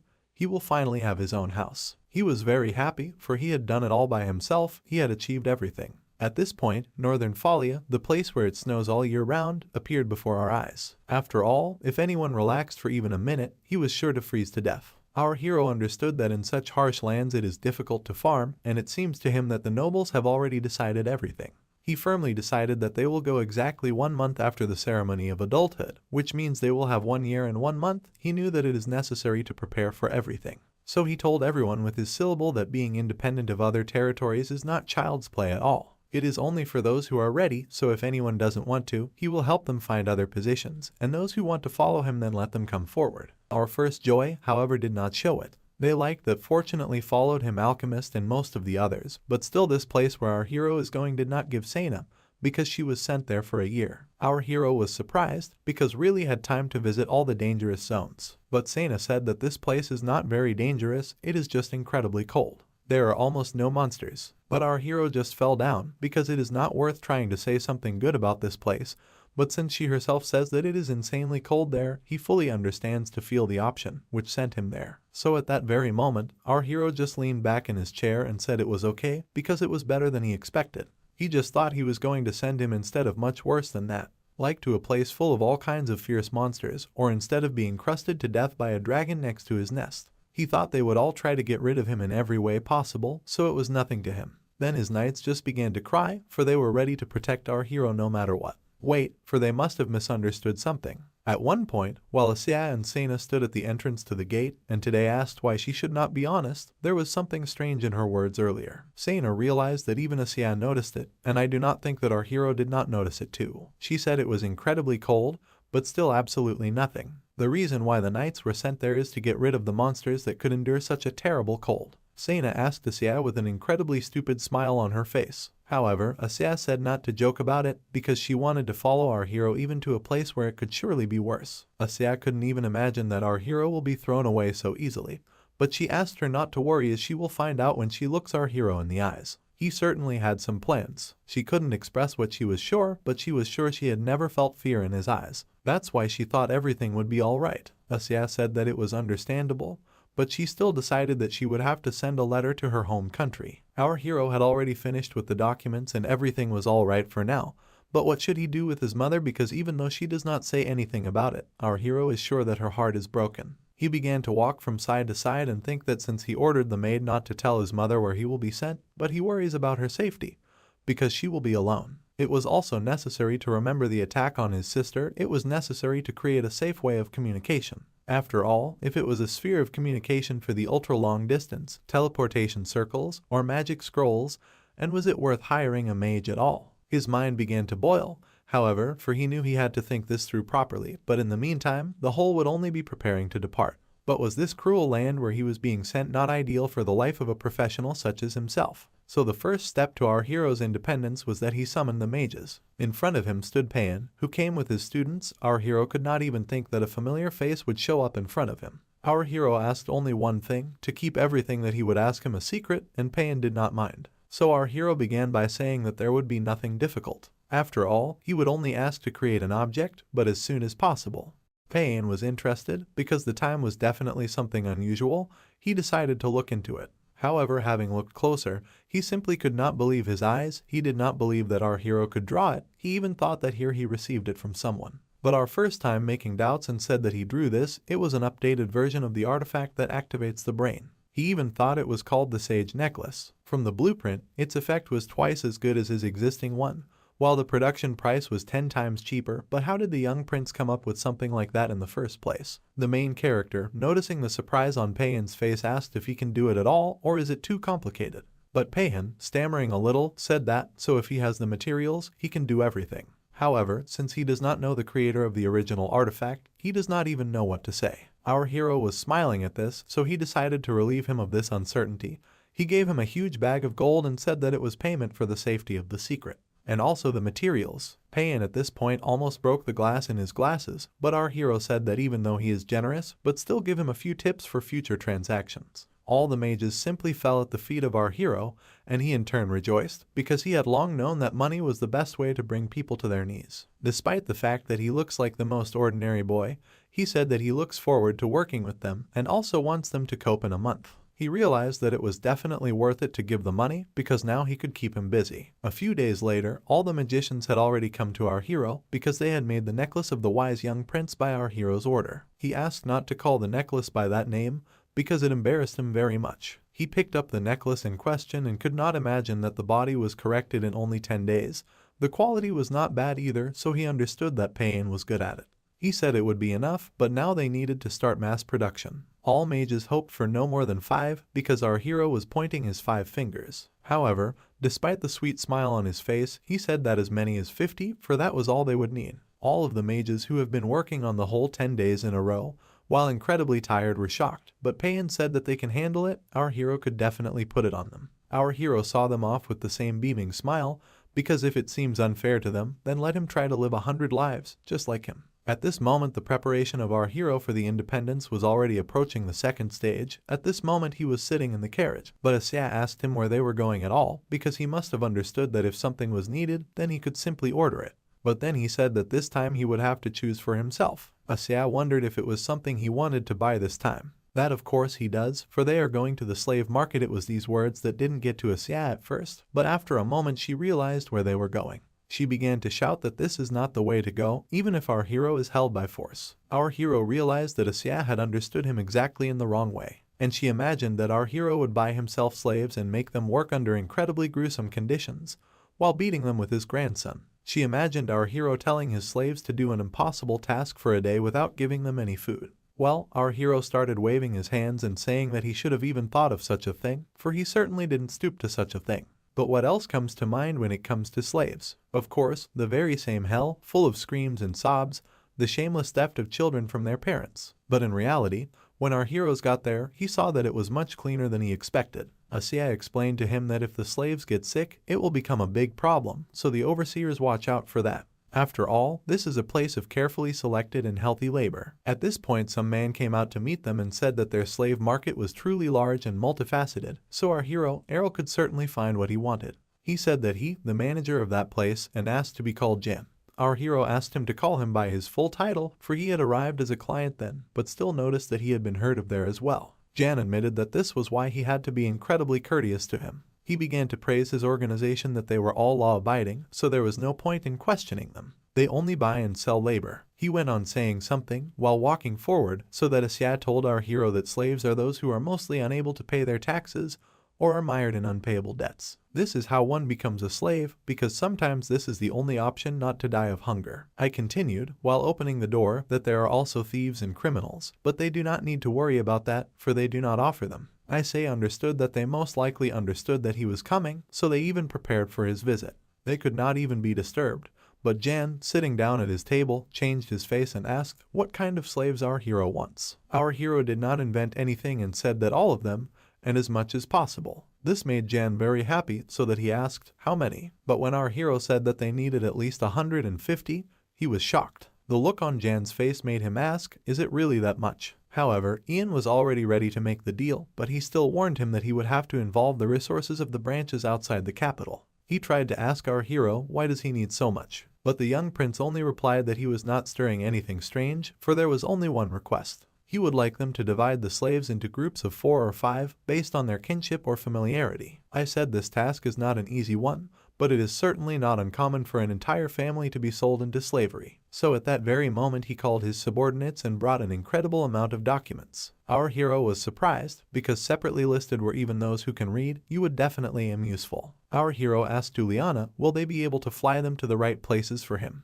If so, our hero was already ready to make a deal. He asked to bring the gold. When the bag with the gold was already brought and put on the table, Yan's eyes lit up. He immediately said that he was very pleased to cooperate with the young prince. From that day he is their most privileged customer. Our hero once again became convinced that money is decisive in all worlds. Asiya in turn asked our hero, while they were in the carriage, why did the young prince need so many slaves, especially in such numbers? But on this our hero said that he just wanted to replenish the human resource of his new lands, because the more of them, the better, because almost no one lives on such desolate territory. So what is the point of being a lord of lands where there are no people? It is the slaves who will start it all. So far he has only 50 of those necklaces, but he will give an artifact to almost every family and teach what is needed at all. And if was delighted, and our hero could not understand why at all such a surprised face. After all, he's not even going to quietly die peacefully from the cold. He will find a way to maximize the territory which already belongs to him. Asiya might have thought our hero was unbelievable, but even at this moment he was thinking that he would make up everything for his own comfort.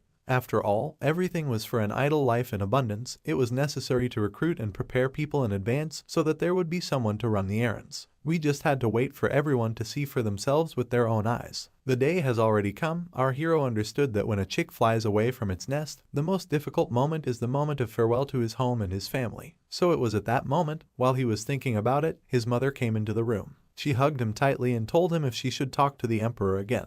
Asked her not to worry, for he would write to her often. Besides, they have a whole year to spare, so no need to cry. He raised that he would have to keep the place he was being sent to a secret. He will tell her as soon as things work out, for that alone will make her feel less anxious about his independent life. At this point, however, Princess Kania just couldn't find her place. She was smashing everything. She was asking for the next and the next opponent. She was telling them to hit with all their might, or else they would suffer. She could not understand that he would leave in this way in the capital, and it is all because of the pesky nobles. She could understand the situation from Errol's side, but she could not accept it, for the most offensive thing was that he had known about it for half a year, but had told her only now. But was it because he had decided that nothing could be changed? But in fact, we understand that our hero did not want to talk, because he knew how furious he would get. At this moment the princess, she understood that she could not just let him go. Everyone at that moment understood where this was going, because they could feel that aura. If when emotions run high, it swirls up inside the body and merges outward, everything happened just as our hero had planned. On that day, the youngest sword master, the third strongest in the history of the empire, was born. The reason for this was her obsession with her younger brother, but of course no one would ever know. Our heroes at this point are reminded of his first life because of the familiar feelings. As he went to serve, time flew by quite quickly, but after he had drunk a soporific speech, and he certainly did not miss it. After all, when our hero received a summons, it was as if time slowed down. That's exactly what happened again, because the banquet on the occasion of his majority was in full swing. Everyone wanted to congratulate him for being so grown up, but it was exactly the kind of soporific speeches he didn't want to hear. Still, he had to keep a smile on his face, but he just waffled on about making everyone disappear because compared to his first birthday party, there was really no breathing room. After all, he could at least pretend to be asleep then because of his age, but now he was forced to smile and wave, just like a dummy. Still, he understood that it was a holiday, not just for them, but for all the citizens of the empire. The day when the upstart prince would finally get out of the palace. He was sure that was what everyone thought, so he was incredibly annoyed by all this pretense. Couldn't our hero make a fuss at all? However, after noticing his mother, he realized that as long as she was in his line of sight, he should behave himself. After all, in more than a month he won't see any cheeky faces. He will still show mercy in honor of his miraculous farewell. Even the empress came up and said that he was all grown up and had received his own lands. She spoke of how most likely the mother must be upset. She, on the other hand, understood that not one such event would be without this white-haired rat. He bowed to her and said that she was not upset at all, for he would have to leave her one day anyway, he just didn't choose to drag it out. The empress made an incredulous face, which she hid behind a fan. She said that Zale would be missed, for thanks to our hero his ball skills had improved greatly. He was even very grateful for the help, so the empress decided to repay him for his efforts. Our hero thought, is it really a gift? He was even sure that he would not give anything like that, it was definitely a suspicious thing. However, gave him a coat with fox fur, the most famous item in the place where he was going. At this point, our hero realized that the empress was behind it all, but he didn't even doubt it, for Zale who would accept outside help, much less thanks for it. But the person with enough power to get his way with the proper support was the empress. It was very obvious whose hands it was all in the first place. Something mocked by one presented such a divine gift, but if our hero begins to resent it, it will only be at a disadvantage. So he, in spite of all the anger, decided again to build a satisfied face. He said that he would thank his older brother later separately. He even said that if they were far away, as long as the same blood flowed in their lives, they would help and support each other in spite of all the obstacles of distance. Our hero tried to control himself, but he wanted to rip off the empress' head right away. Still, he asked fate that he would never need to say all that he did not think to his face. He hoped that day would never come at all. He walked up to the railing and realized that finally the boring banquet was coming to an end. He even had the strange feeling that he had forgotten something. At that moment he turned back and saw the princess, who was surprisingly very quiet. He even thought it was still angry at him for not immediately informing her of his move. He decided that he should apologize to her before he left, but at that moment he noticed her, who was very determined. She got up from her seat and went straight to our hero. He could not even imagine what she had in mind, but he understood that it was obviously something crazy. He saw that it was all so strange that he even sensed that the princess was about to make some strange statement. She was definitely going to get him in trouble. I was approached by the emperor, but the emperor said it wasn't the best time to talk, so he asked for a later time. But to her I was sure she should have said it right away. She said she was going to follow our hero. Our hero was shocked, for he was only thinking about something. He thought that her mother would talk sense to her daughter, but after looking at her he realized that something was also shocked. The emperor, however, said that everything was not funny, for her idea was very strange. He was covered with veins. He did not like this proposal, but our hero understood that he was all for nothing, because among all his children Kanai was the most stubborn and determined, especially when it comes to objections. In spite of all this, our hero was very curious. Why should he follow him at all? But at the same moment, the answer had already been given. Kanai said he was going to be a great knight for our hero. The emperor asked that she stop, because no matter how good she was at the ball. But in spite of all her father's words, she said that it was not the most important thing, for it was not long before she reached the level of a master. Everyone was shocked by this information,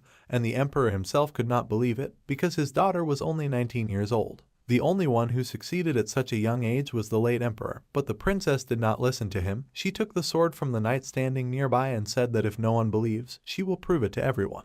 She began to gather mana around her and asked everyone who cared about life to step away from her. At one point she delivered such a blow that the table fell in two from a distance of several meters. Our hero was shocked, but everyone else realized that Kania was right, she could do it. But the princess told her father that she thought about it for a long time and still decided. She does not want to marry someone she does not even know. She would rather follow our hero to the unknown lands and help her younger brother on his difficult journey. She prefers the duty of a knight and protector, as she sees it as her destiny. Our hero, watching all this, it was understood that if she utters a single word, he will let out a stingy man's tear. After all, right now, in front of everyone, she refuses to be a princess. Although it may seem like a joke, but the consequences are clearly not funny, but is it really wants that? He noticed that yes, smiling, and things were gaining momentum, now it will not be so easy to turn away. What the hell has prompted her to do so? However, at the same moment I realized that it was just our hero, he was the reason for it. He went to stop her, but the princess was sure that right now she would prove her resolve. She approached our hero and knelt before him. She began to recite her vows, saying that from now on she would be our hero's loyal knight until death separates them.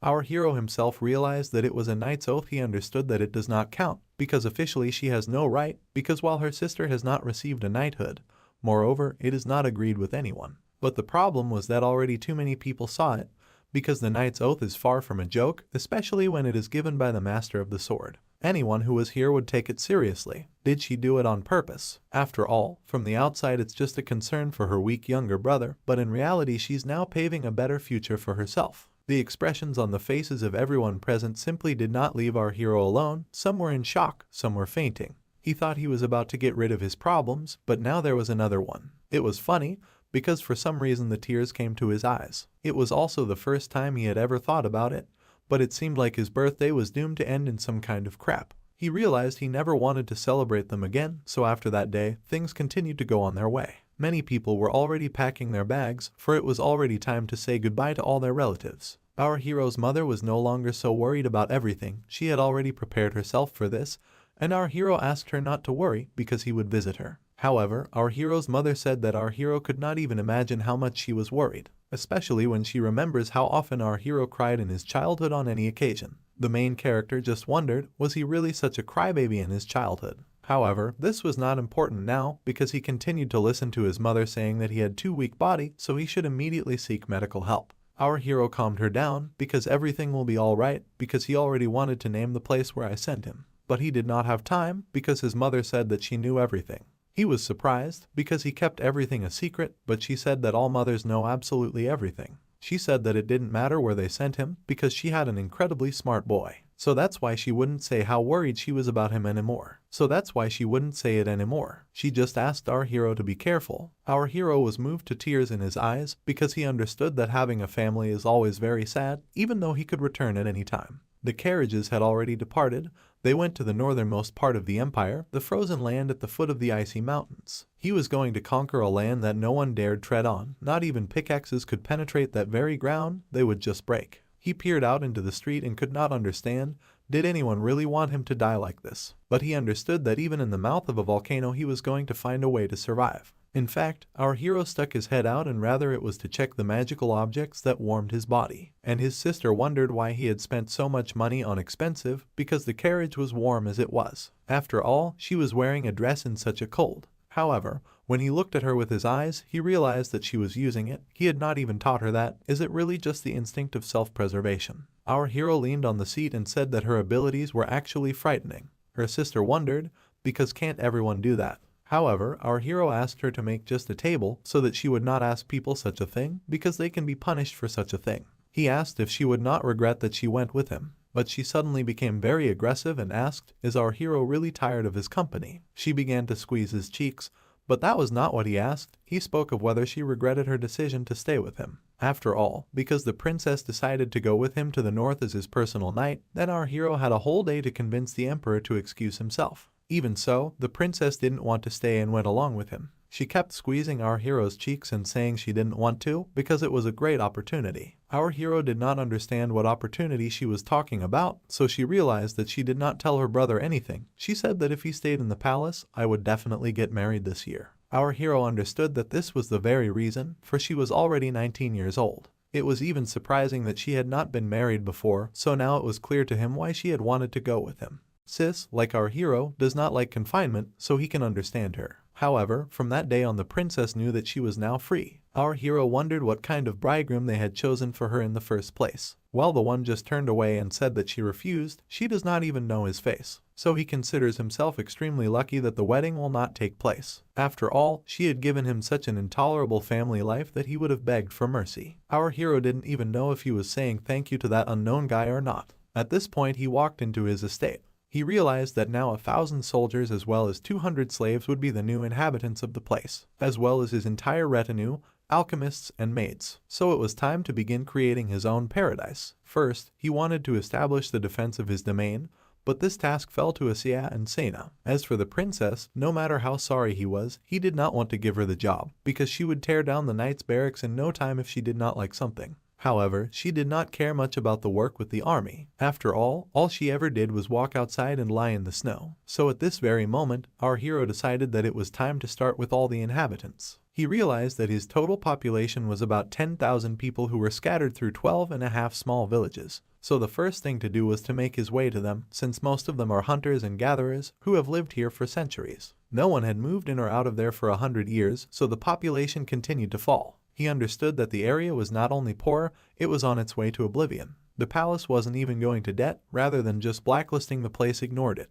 Our hero wondered if the Lord was even here, so he immediately took the ledger and realized that such a Lord was, only his lands did not work out. Due to lack of money he borrowed a huge amount, which should have meant that he would go bankrupt. Our hero already thought that it could not get worse. The past Lord was an example of what it is better not to become. So he rolled out a map on the table and realized that he would have to do everything himself. There was even something to see. There weren't many people there but lots of trees. Should he start doing wood? Maybe start happening paper. Beating paper in this world is valuable stuff, worth a try. His other goods were still selling steadily, so nothing to worry about. He realized that on that they had decided, so it was a good time to get to know the inhabitants. After all, if the past Lord turned out to be a fool, then who tacitly rules the whole territory, they are exactly what our hero needs. He immediately asked to gather all the old villages, and do not miss any of them, and be sure to bring it to him personally. At this point the door flew open. He realized that the inhabitants of the Ice Valley, all fat strong, such are quite able to tear the hands of wolves, all greeted our hero, so our hero began his presentation. He said that he promises to be a lord for them to rely on.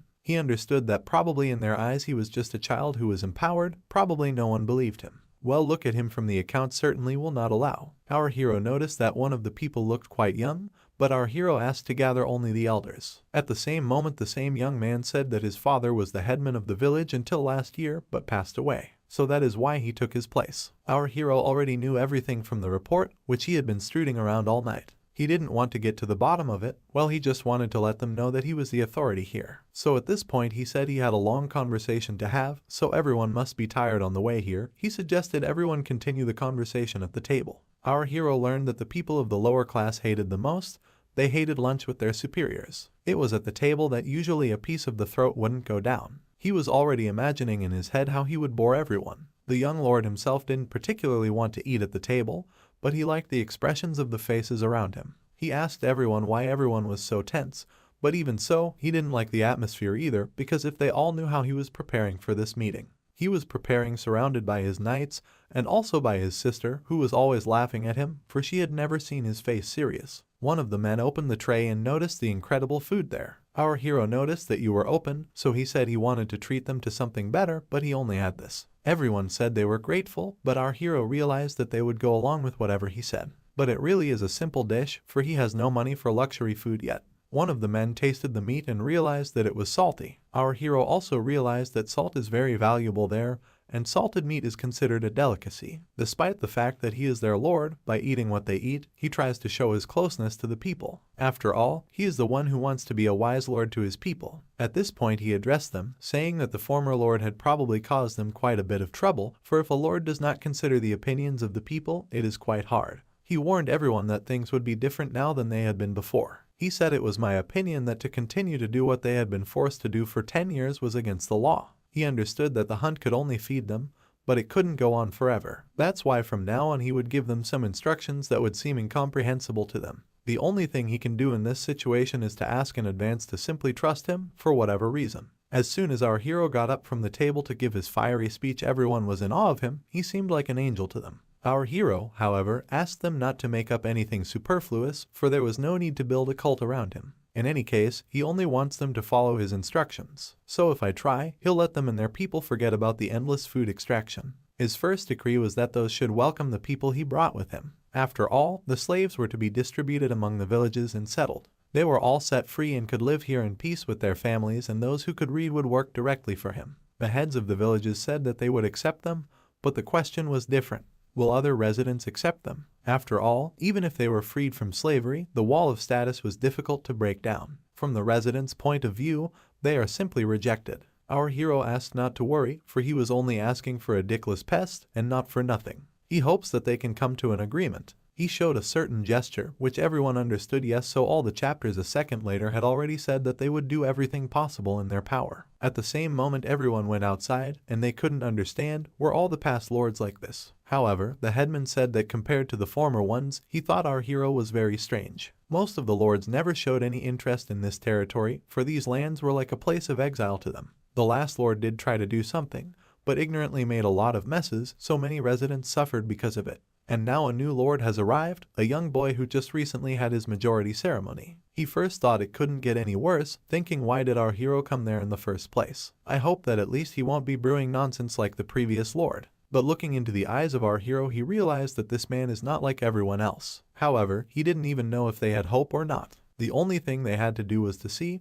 but for now they would just have to trust. Our hero was looking at the papers, or rather documents, which the servants had already sorted out. He was lying on Sena's lap, for he had only decided to play a child. Because when he first took possession of the land, the population was about 10,000, but once he checked, it was 9,651, including the villagers, which he counted at about 9,800. But Sena said it was only natural for the population to be smaller. After all, while the Lord was changing, the drain was full, but now where are they going? After all, the number of newborns is also quite small, and the poverty of these lands is to blame. Even considering our hero's fortune of 450,000 gold he had brought with him, and the cost of settling in, that's enough money for 50 years or more. All those aristocratic bastards put him there on purpose to bog him down in the mire of local problems. He's sure everyone hopes he dies. Will the farming actually fail? Sena was sure, for the former lord went bankrupt precisely because he wanted to divorce farming there. Our hero understood that he was a jerk, because their only gathering and hunting is possible, is it really the only option to earn money? However, our idea at the same moment, it was time to use the Kinky Hands plan.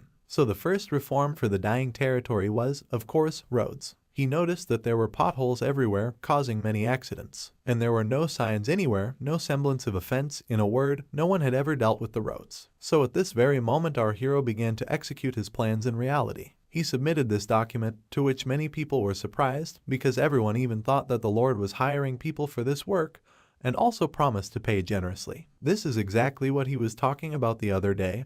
After all, since he is the one who will take care of all the expenses, shouldn't they try? But notice that the work is already well underway. Many people think that it will be a very large enterprise, judging by the plan. But our hero said that it's okay, because if it takes more time than indicated, he will still pay what is due. At that very moment, people began to shine, they spoke, or rather expressed their gratitude. And our hero understood that money is power.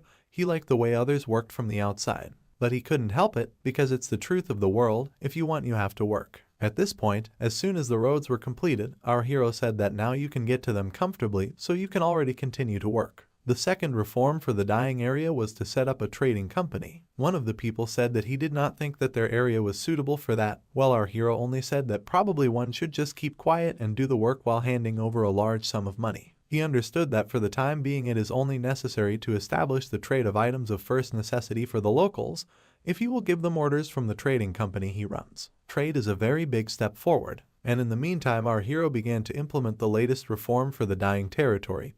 He asked Damon to tell him if what he had in mind was even possible. Damon looked at the papers and noticed that our hero wanted to produce paper. Paper exists in their world, of course, but it is of poor quality, made by simply steaming pressed fibers, and even that technology is foreign, so no one in the Empire knows anything about it. Because of its high price, only people of high status can buy paper, and it seems that he has seen it traded in the Imperial Library. Most people use parchment paper, and then only in dire need of it. Damon understood that paper was certainly an object of value. He even thought that its production would turn out to be quite profitable. But the problem was that no one knew how to produce it.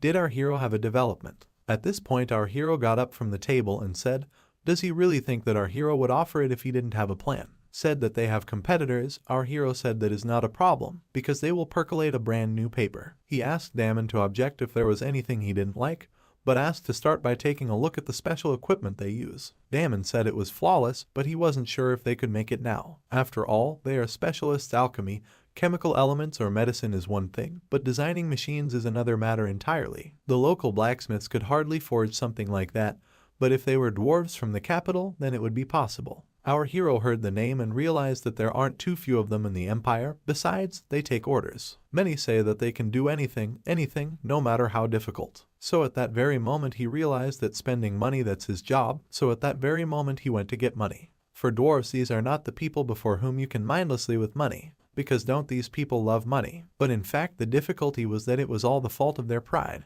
An order where they can show their skill, so our hero asked to take his gold back. Yes, I told him that if they do not like him they will easily refuse, regardless of the amount of money and the identity of the customer. However, our hero couldn't understand, because did they really have such exorbitant pride in their own craftsmanship? Did someone really think of the experience and knowledge that could be gained by working on a job order instead of the really high wages? He understood that if such orders dried up, then they would swallow. Damon said he would ask his gnome acquaintances for a look, so our hero began to glow at the information he heard. Demon was sure that this blueprint will interest them all. So a few days later, in the village of gnomes, or rather in the forge, one of the gnomes asked no one to idle, because the faster not finish the work, they will be easier. He was working, but one of the men said he had received a letter. He couldn't accept the fact that it was probably people from the empire writing to them asking him for something. He asked for a reply that he would think about it in a year, but the man kept insisting that the sender was the alchemist who had come to him 10 years ago. The house remembered him, but could not understand why he needed him. However, the dwarf got quiet, and after a few seconds he told his servant, Ben,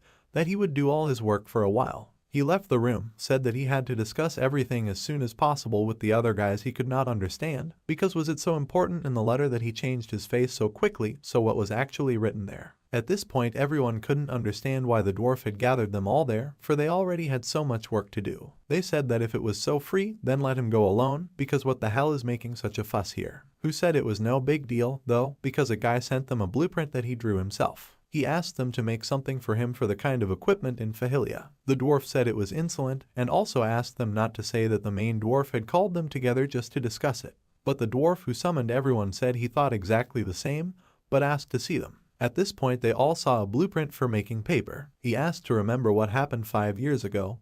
He talks about a guy from the east who said that he was going to produce high-quality paper. Everyone remembered this, because in the end they could not meet his expectations with their skills. After all their work, all they got was humiliation and shame, all they experienced. Some even then wanted to throw away their hammer. However, the gnome picked up that scroll and told them that an idea was about to come to them, and a technology that they could not achieve 5 years ago. And also that man was asking for help, asking people to go to him. He exhaled and with a smile on his face said that if no one wanted to go, then he would have to go there alone. They asked him to stop talking nonsense, for didn't he have a lot of work to do? But he asked them not to make him laugh, for his disciples could take care of the rest. Everyone was silent, but began to fight, for they also wanted to go. After all, if it was a business trip, everyone was nominating themselves. As expected, no one could hide their excitement. Everyone must have been interested in the blueprint. But at one point the gnome asked everyone to stop, for if they all left, there would be nothing they could do about the forge. Only half of everyone present would be able to go. He said there was nothing that could be done about it. However, as soon as the worker of that very dwarf went into the room, he saw something unbelievable: the dwarves fighting.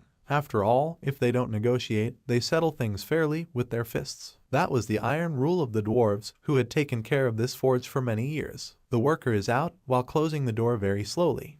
And our hero, as part of it in his chair, realized that by the new will take at least 5 days to give his answer, so what did he do until then? But the idea itself came to him, for there is nothing better than idleness. He liked lying around this, for since there must be no work for a while, he could very well rest. However, shouldn't he start? He had waited incredibly long for this moment, but at the same moment he heard someone scream. He could not understand, since when did his griffon become so loud? However, he realized that the griffon was at an incredibly high altitude. He couldn't believe his eyes. You definitely have someone flying skillfully, but he didn't have the ability to develop such speed. It was too much for a young griffin. However, it was actually a princess who was throwing a griffin in the air while trying to teach it how to fly. Our hero asked her what she had done, for Fly had done something wrong, but at this the princess said nothing of the sort, for she was simply teaching him. Our hero just couldn't understand how it could be called training. We are transported back in time, we see the full story of what happened. As this was the beginning of the transfer of duties, it seems that the princess was the only one who was free while everyone else was busy. She had a rather interesting solution, just me. First there was food, then sword training, then sleep.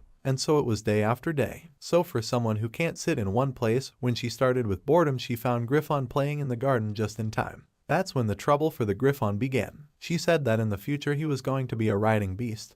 But what could he do if he was so slow? I say I understood the reason why she made him train. However, our hero felt that he should have taught his sister common sense rather than the art of wielding a sword. Shouldn't he take this opportunity to play with her? Everyone is busy outwardly, but now he really didn't have much time. After all, if you think about it that way, how the usual siblings actually have fun since he was an only child in his first life. He certainly had blood relatives in other lives who could be called siblings, but the relationship before this life was certainly not a warm one. The most normal ones were when they didn't even talk to each other until they died. So he, as a former professional like him, doesn't even know what to do this time. Our hero took the griffin at this point and let the air out. He said he could fly and be free. He saved the poor griffin. But at the same moment, looking at his sister, decided that he needed to be a model brother in this life, so he offered to play together. The first game you went to was chess, but apparently brain activity for his sister was something difficult, and the chessboard was turned on its face. His sister screamed about not liking the game, and our hero had to succumb to it. He himself did not want to play it, but in the north was strained with entertainment, chess at least bored. He approached his sister and asked her not to worry, because you can try again. He asked her to use the artifact he had given her, for it was the one that would help her think more broadly. But in fact he knew that nothing will help, because the experience of playing chess is 100 times more than that of an ordinary person, but does he really have to give in? However, one more game, the magic stone just took and cracked. The sister of our hero had a very angry face at that moment. She took out her sword and cut the chess into 4 pieces. Our hero just fell into a depression because chess was the most appropriate option to get a little wiser. At this point, the princess pretended not to know anything, but still said that they would not play chess now. Our hero couldn't imagine another game they could play. He couldn't think of anything. He asked what does he usually do in his spare time. Well, she said that's what she does, she works out. I could not believe these words, because she was not tired of just taking and working out. As our hero, in no way he cannot normally rest. However, how was he to do in this situation? Well, then realized as soon as they sounded the stomach that we could cook something together. This frightened her, for she had never cooked in her life. She asked, do we have to? However, our hero said that the knights were obliged to cook for themselves. Riding in their time, knights were not just guards, and they went on expeditions to destroy the monsters. But the most important thing was that such expeditions lasted more than a week. So do you really think his sister, that she could starve all this time? Especially if you don't know about food and processing, you could easily get food poisoning. He began to say that cooking was an important aspect of everyone's life, pointing out his sister said that that was why his sister had to learn how to cook. She cornered, very upset, but still agreed. He asked not to worry, because he will help her, but still found it very strange that it is the younger brother will teach his older sister to cook. At this point, our hero had already put on his chef's suit and said that today they would be cooking a stew. Meat was the simplest dish that is made from a moderate amount of ingredients. It was the most common soldier's meal during the campaign. It was easy to make and most people liked it, so it was perfect. He even hoped to get by without any accidents. Our hero watched his sister cut vegetables and realized he was so good at handling them. All the while our hero was helping her by telling her what she needed to do next. He kept telling her what she needed to do. At this point his sister's first course was cooked. She asked him, how was it? He answered, not bad, because if she learns to cook even better, then any trip, any length of it will be up to her. At this point our hero understood that his task to entertain his sister had come to an end, so after he had eaten he would just go and rest for an hour. However, while he was eating, one of the servants burst into the room, saying he had an urgent announcement. Even though our hero had warned him not to be disturbed by them, it seems that something really serious had happened if they had listened to his orders. He asked what had happened, so at the same moment they said that the delegation of goblins had arrived. Our hero couldn't believe it. However, the servant said that the goblins threatened to kill him if he didn't bring our hero immediately. Our hero simply could not come to his senses, for why had the dwarves arrived so quickly? In any case, however, he was all again that they had at least agreed to help. It was only necessary to act according to the plan, because at this point it was better not to be lazy. Still, he didn't think the dwarves would arrive so soon. He really needed to welcome them with dignity. He was about to greet everyone, but the dwarves came up to him, right to his face, and asked, is he the man who invented the blueprint?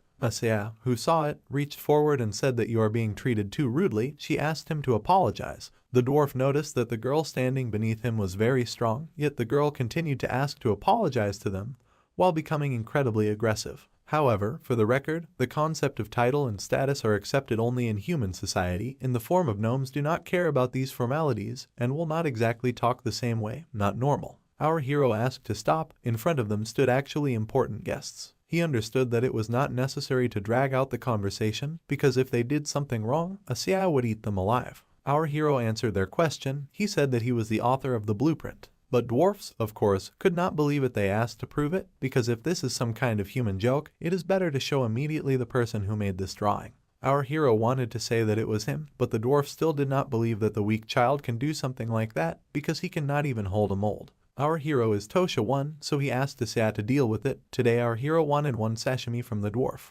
However, to finish it, the butlers themselves had to intervene in this. Then the dwarves, having already dealt with the butler himself, asked for the last time, did our hero really work out this blueprint? Our hero didn't even have the strength at that point, for he had already brought 7 references to confirm it.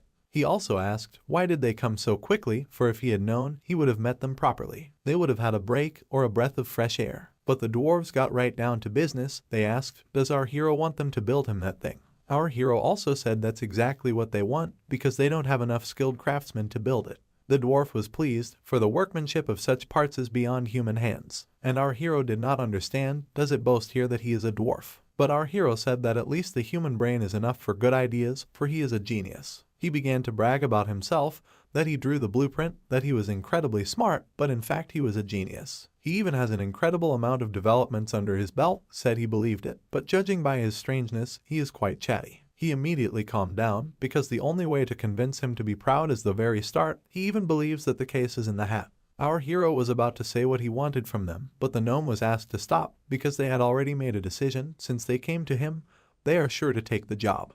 Because they have not even discussed the cost, any conditions will suit them. Anything, because they only take the job they like. If he needs such a car, however, they would look at other developments. Our hero decided to please them, said that this is really not the only drawing he would like to show them. The dwarves were quiet for a while, but still said that even though they weren't hinting, they would very much like to look at the others right now. Our hero noticed that they only had passion in their eyes, so he pulled out another drawing at the same moment. The dwarves were about to take it, but our hero immediately put it away, saying that not so fast. Dwarf very much wanted to collect this scroll, but our hero said that it would have to wait, because first you have to collect it all on the drawing, which he sent them, only then he will show the rest. Dwarf first on the table, he did not like it, but our hero made a very strange face, and also said that the trust of the genius is yet to be earned. Dwarf turned and asked to wait for our hero, because he will create this thing a moment. Eyes, in their eyes just burned fire. And our hero was glad, because they really liked the blueprint. He wanted to show the whole plan of creating the machine at once,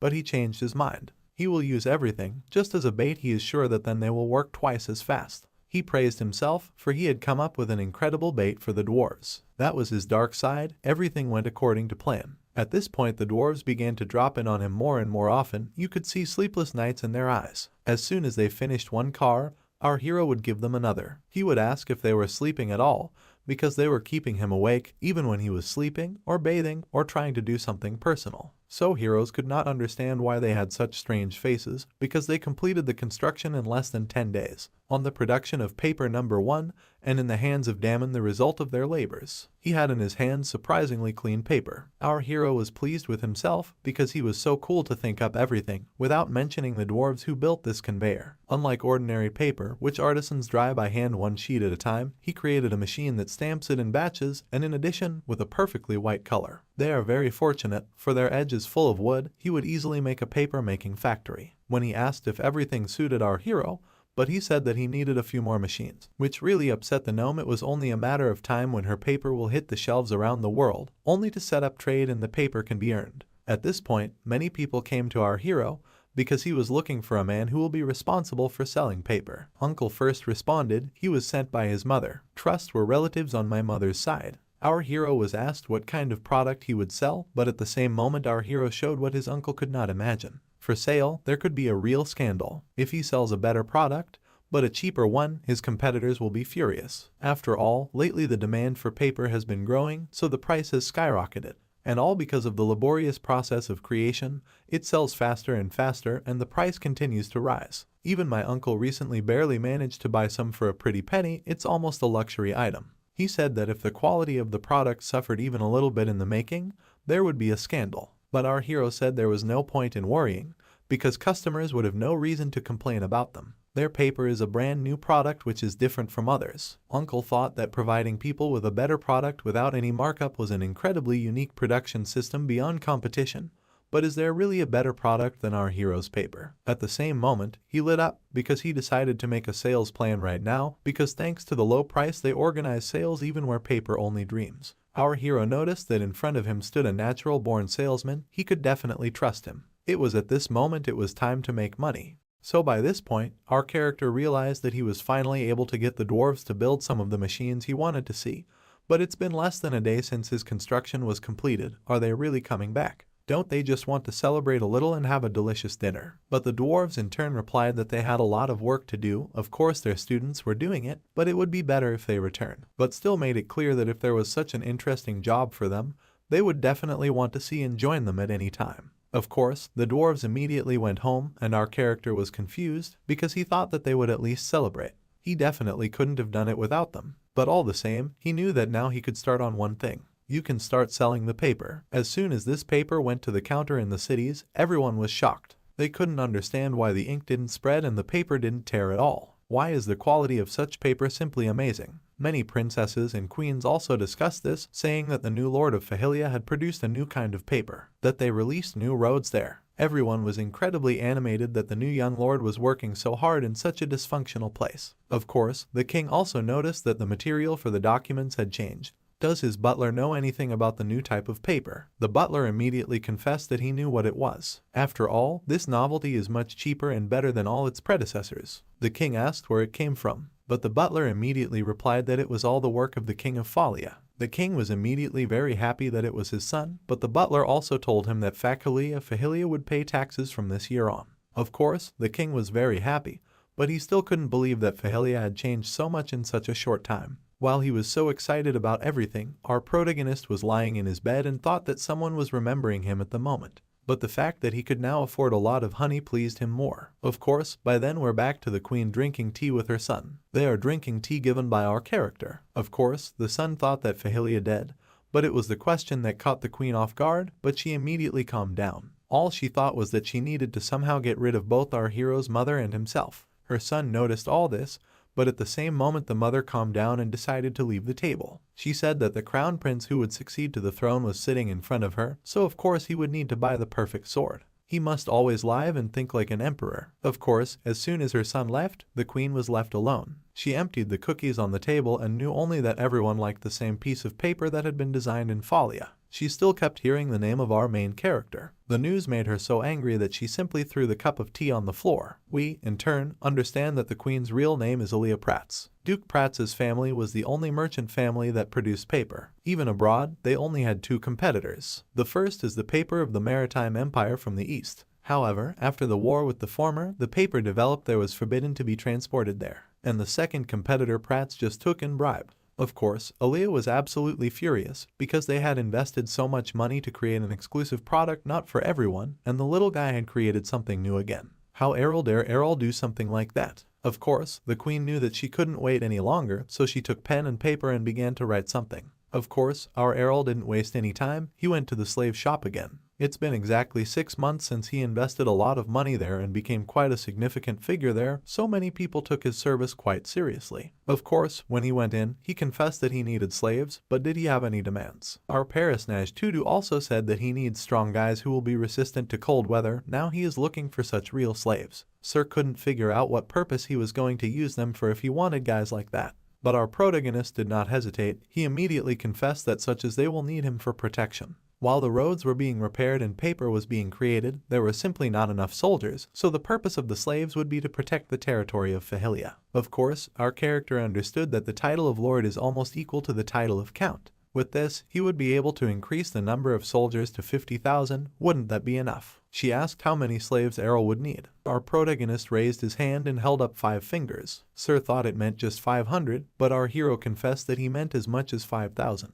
Sir saw this as a huge amount of money, and at the same time, our character just stood there and smiled while Sir recovered from the shock. Of course, Sir admitted that he would have as many as 5,000 people, and Errol I was once again convinced that it is money that decides absolutely everything in this world. Of course, after passing through the streets, he went back to testing the swords that were created by the dwarves. Their quality could amaze anyone. Of course, all that remained was to train the slaves in self-defense, since he had ordered a set for each of them. Making 5,000 copies in such a short period of time is probably affordable for his people, but the slaves were not happy when they arrived in Fahilia, so he decided that they should raise their spirits and there will definitely be a result. Of course, by that time, all the slaves had come out to greet their new master, the master of their land, or rather Arella. He stood and looked at them with full hope in his eyes, hoping that they were strong enough, so it would definitely be enough to protect his land. And if he's done a good job, now's the time to rest. Towards nightfall, some people wanted to make their way to the paper mill of our main protagonist. The goal of their mission is to destroy the factory in Fahilia. They need to remove all the cars without a trace, because all this will cause huge damage to their economy. Of course, they thought that there would be no protection inside the building, and if the mission went smoothly, then each of them would receive enough money to last them for the rest of their lives. They began to inspect the building and noticed that there were only 2 guards. It would not be difficult to get rid of all of them, so at the same time they got close to them from behind and immediately eliminated them. Of course, they decided to go inside, but they noticed that there was nothing there. It was at this moment that they were captured by the knights. They realized that they had been ambushed, and how could there even be so many soldiers in one place? As soon as the noise started, our character came in. The assassins immediately started begging for mercy, saying that it was a simple order. But our hero definitely did not feel sorry for them, because they had already illegally entered his territory and killed his people, spoiled other people's property. He immediately ordered them to be sent for questioning and interrogated until they came out with everything they knew. Of course, our Errol went home, because he understood that everyone could figure it out without him. He is not a fan of violence, but there are things that no one can get away with, because his family, friends, all of them are not strangers to him. It was impossible to let even one of them get hurt. It is these principles that do not allow him to step over himself, because he has already gone through this many times. The next morning came. Break were interrogated and punished according to the laws. They will live like slaves for the rest of their lives. But they really did not know anything about the identity of the customer, so there is no benefit from the interrogation. I had to think of something else. But there was also good news, because now our main character was able to deal with the economy, so we didn't have to worry about not having enough money for further development.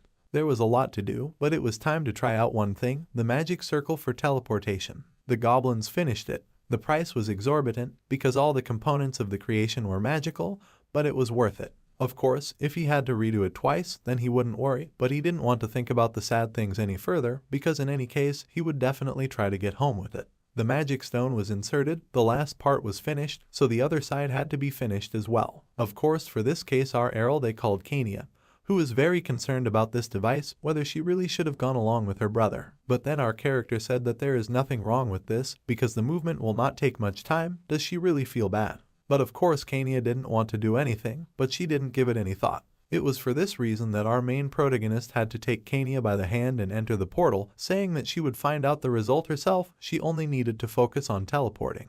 Kania agreed.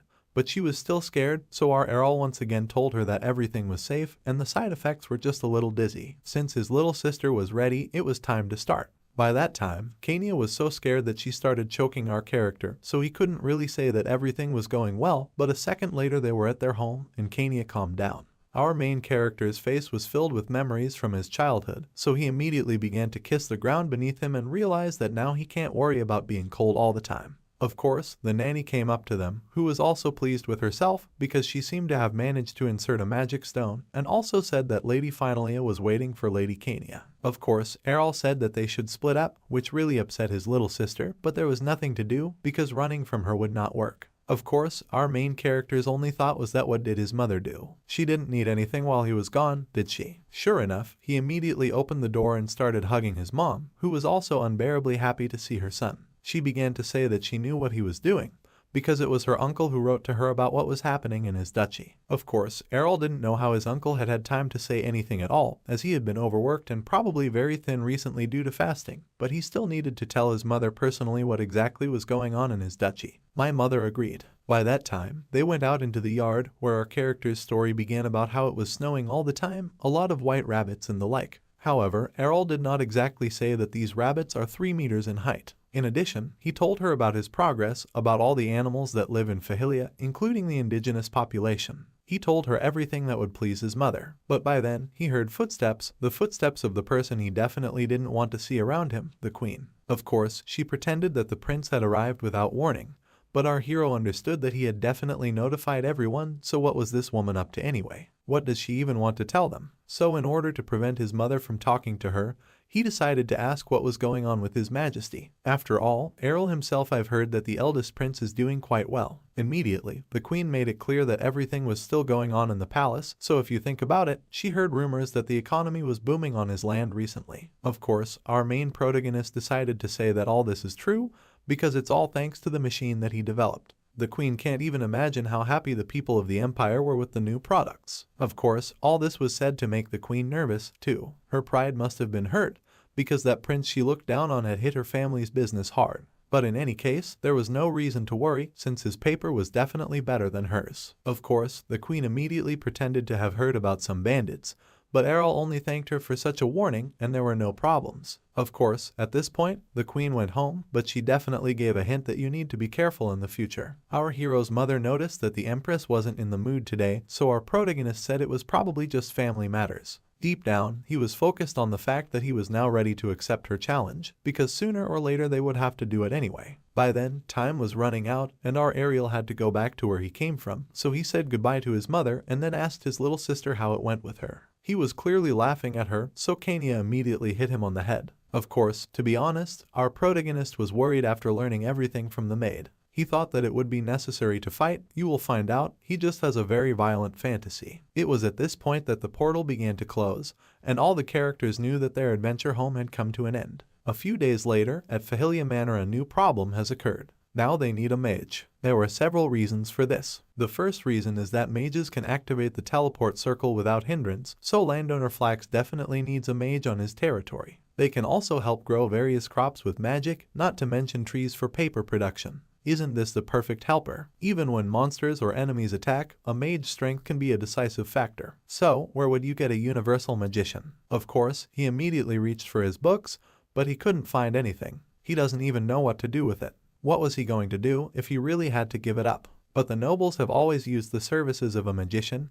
You will need to find one for sure. But of course, to hire at least one of them, you need a lot of money, and to protect such a huge territory, you need a lot of them. Of course, even there was one important point, because it was all for the sake of protecting their paper factory. Although the warriors are excellent at fighting and coping, but what will happen if they are attacked by some magician? Soldiers are good, but magic power is also needed. You can never know what will happen tomorrow, so it was decided. It's decided that their territory is looking for an experienced mage. Of course, now it was only necessary to send such an expensive request to the magic tower. Errol was sure that some free mage would be interested in such an announcement. The problem is solved, because a low-level one will also work for him. He'll make a first-class wizard out of him. He's just a genius, because now you can start distributing leaflets. Many people immediately began to look at these ads and understand that this is the very kingdom where they began to produce paper. But can't they apply there? Of course, Bala is a very strange woman who fell on the way to a piece of paper, and then made it clear that she needed this place because they will provide both housing and food.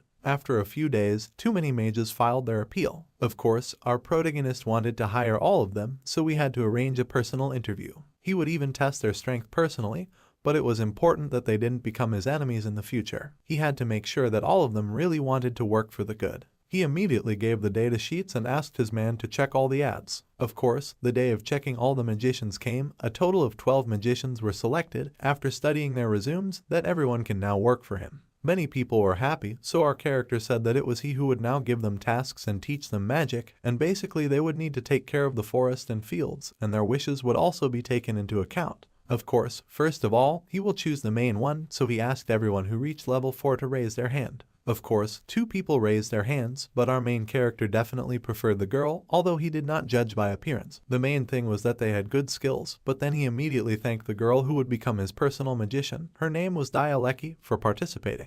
Of course, you couldn't think that our character was making excuses, but there is another reason why he chose it, because on the day of the interview, something hooked him. He was hooked that with a resume like hers, he could go somewhere better, so why north? but Daya only said that she wanted to serve the prince. Of course, this all surprised our protagonist very much, because usually employees are interested in salary or opportunities, so why does she talk about serving the prince? Is this the reason for her application? As soon as our protagonist looked through her soul, he noticed that she didn't have any malicious intent, so does she really want to serve the prince? After all, if so, then he must take her in. Once the briefing has been explained, their responsibilities and the benefits they will receive will be revealed any minute now. Errol opened the door, where he noticed an incredibly large number of books, all recommended by the Tower of Mages. Fortunately, books are not so expensive, but it was much more difficult to just negotiate with the tower. All the mages were very happy. Of course, our main character understood that these were mostly mages who were not honored to work for the tower, just exiles, so without his help, they definitely would not have become stronger and would not have fallen apart further. Are they really that happy to get this opportunity? None of them even believed that they had so many opportunities. Of course, Errol had said that he would check their progress, so they had to try to improve their knowledge. But in reality, the goal was somewhat different.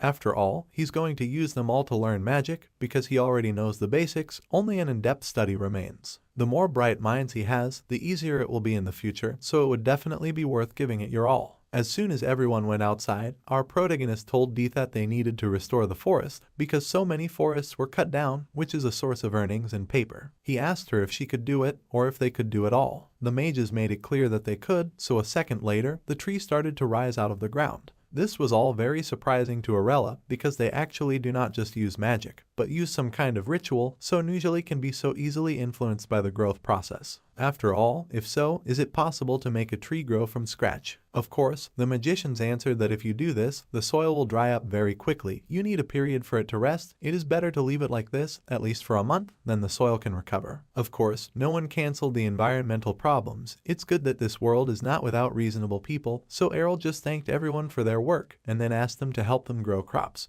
Fahilia residents, of course, they can't rely on hunting alone.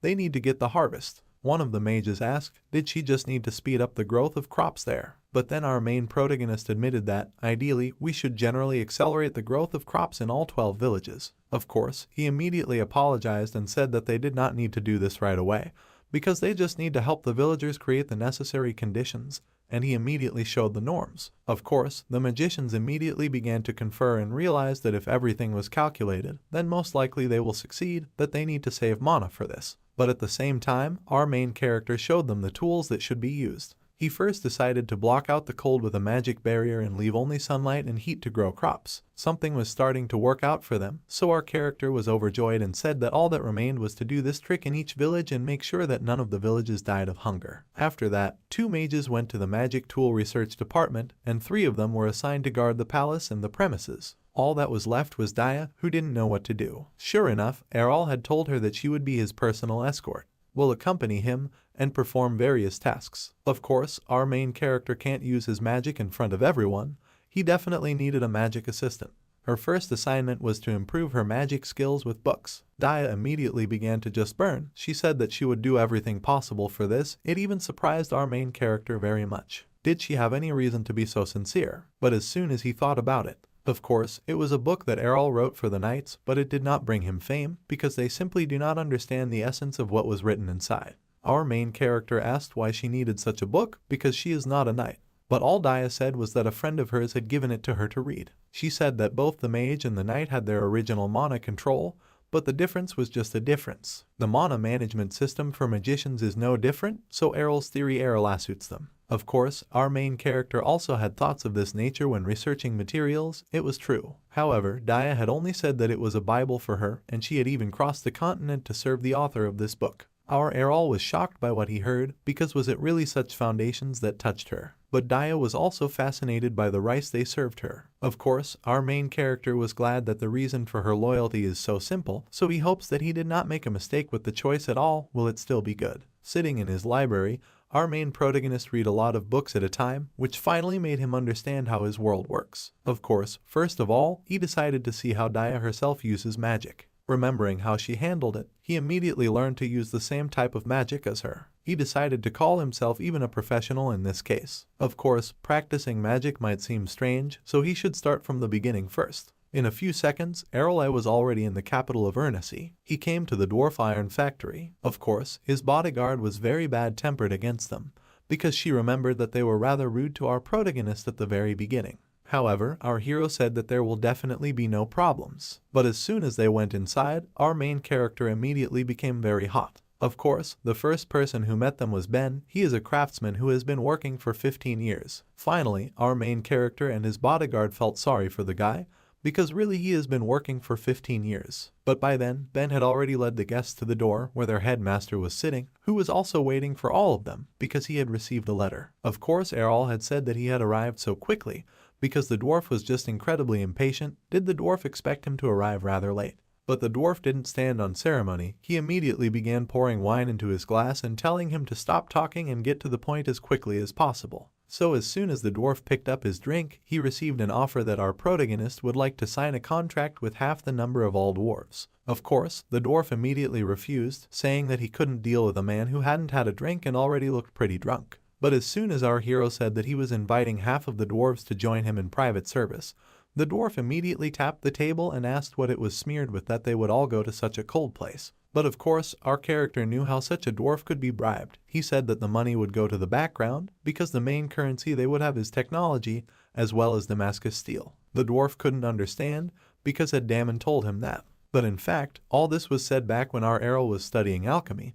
He was told by a teacher that many dwarves come to the kingdom only for the sake of these metals. Of course, the main goal of the dwarves is to make incredible creations. Of course, our protagonist said that he knows how to make this steel. However, this is not all, because if he agrees, he will be able to get new technologies and drawings. The dwarf was obviously surprised, but was the man in front of him telling the truth. But our character just said that he has knowledge and the dwarves have abilities, so if they join forces, they can come up with something. Of course, the dwarf was very interested in this, so he asked about the contract, but at the same time they had a quarrel, which lasted until they agreed to 5 years of cooperation. It was at this point that the chief dwarf made it clear that he would gather everyone in a month. But how much steel did the dwarves need anyway? By that time, Kania was sitting in the palace talking about her brother with the guards. She said that she simply could not sit in one room for more than a week, so she would immediately go to her brother's room. But as soon as she went inside, she saw that Daya was feeding our main character with a spoon, and also lifting him into the air to get dressed. Seconds later, they magically sat down at the table, but Kania still couldn't believe that her brother was so weird and lazy, but of course she was most annoyed because her brother said he was going to take a bath. Sure enough, a second later, Kania as well as the guards were standing behind her and wanted to ask something. Daya didn't understand anything and just stared. But our Errol, he was clearly concerned about the behavior of his guards as well as his sister. He asked me what it could be, but Kania identified him and slammed him down on the table, asking him why he relied so heavily on magic. Of course, our main character could not understand why those are against. Is there something wrong with D? After all, she definitely takes her work seriously, tries to serve. But Kania immediately raised her voice and said that the point is even different. Does her brother walk on his own feet by himself? Of course, Errol immediately said that he was just going to go to the bathroom, but then Kania fell on the table altogether. Our main protagonist, of course, said that there is no problem in this because Daya does not even complain about anything. But as soon as our Errol said that, all the security guards immediately started saying that it was wrong. They started coming up to Dia and saying that if she also took care of her master on the street, then many people might think something wrong. Our character even thought about what caused a shock to the guards, but then immediately said that it was a joke. Of course, Kania said a second later that if he wanted such an easy life, then he was now forbidden to use magic and also forbidden to contact Dia. Of course, Daya immediately drooped. She became so pale that she thought she was going to die. After all, is she really being fired? But only our Errol was thinking that there was something really wrong with his lifestyle, because all he did lately was use Dia. He was just lazy and looked after like he was paralyzed. It was at this point that Kania said that this was exactly the problem. But Daya surprised everyone this time. She said that every time she dragged her master on her, she used magic to move his muscles a little so that they would not be atrophied. Of course, Kania was still against this use of magic, but immediately Daya said that she refused to accept all this. Only our character realized that most likely Kania took and insulted the honor of the magician. Another girl got in, of course, and asked why Daya wanted to be the master's personal magician. However, our protagonist still tried to bring his word into the conversation, but again something went wrong. He was simply ignored. Kania went on to say that she needed to be convinced that Daya was so useful that it could be created. Daya, in turn, made it clear that she would not back down, so she immediately brought a mountain of paper, which Daya sorted through in a second. Of course, Kania did not want to calm down. She brought the dishes and the cooking competition began, where this time Daya set the table in a matter of seconds, so it was also incredibly delicious. It all suited our hero. Of course, our Errol left the room where he met his guards, who nevertheless said that Kania probably suspected Dia of something. After all, there was an incident that occurred 2 days ago. Many people started to find that the security system that was most recently made was broken. Of course, our main character asked, was it really Daya? But the guards immediately said that they were just considering it, because they had a letter saying that they needed to return Dia to the magic tower. At the same time, our main character asked, after all, are they really making a fuss over such a small letter? Did they even show this letter to her? It was all true, of course, but Daya gave no sign that she felt anything at all about it. The girl trusts her, but does not understand her behavior, because why does Daya even want to take care of their master so much? Of course, Errol said it was probably because of his charisma, but he couldn't tell anyone that he saw any malice in her. He couldn't even explain it.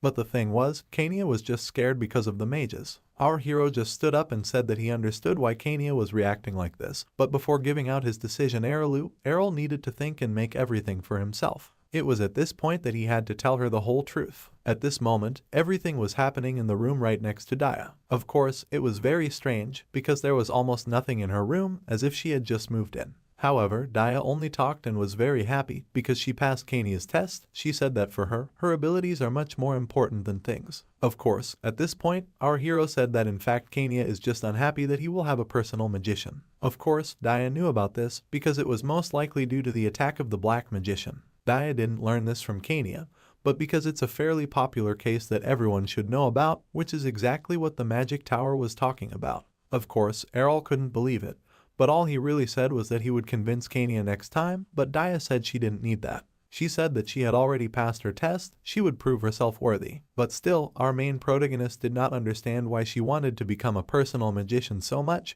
because they were seeing each other for the first time. Of course, Daya said it would be quite a long story. She told me that she was taken to the magic tower when she was a child. Her village where she lived was infected with the plague, so she wandered around just trying to survive. Of course, they probably took her to the magic tower because they noticed her talent for mana. But she just went on to say that she learned magic there, but wasn't good anywhere else, so in a few moments, she became bad at magic too, so she had to do strange and dirty work. Our main character simply did not understand, because how is this even possible, because she is a wonderful magician. But the girl only said that 2 years ago, she was a first-class mage, and now she is level 4. Of course, she asked to hear her story. Of course, at first she thought it was very difficult to control mana just by using the theory given to her in the tower, but then she came across our protagonist's book. Our Errol, he just jumped out of his chair, because he realized that the girl in front of him was able to reach such heights just by reading his book. Was this really a genius who could learn just from it without even knowing that there was talent in it? So it was at this point that Daya revealed that this was why she admired her master so much. He also told me that he left the tower as soon as he could get the 4th level. Of course, the one called master didn't want to let her go and was very angry,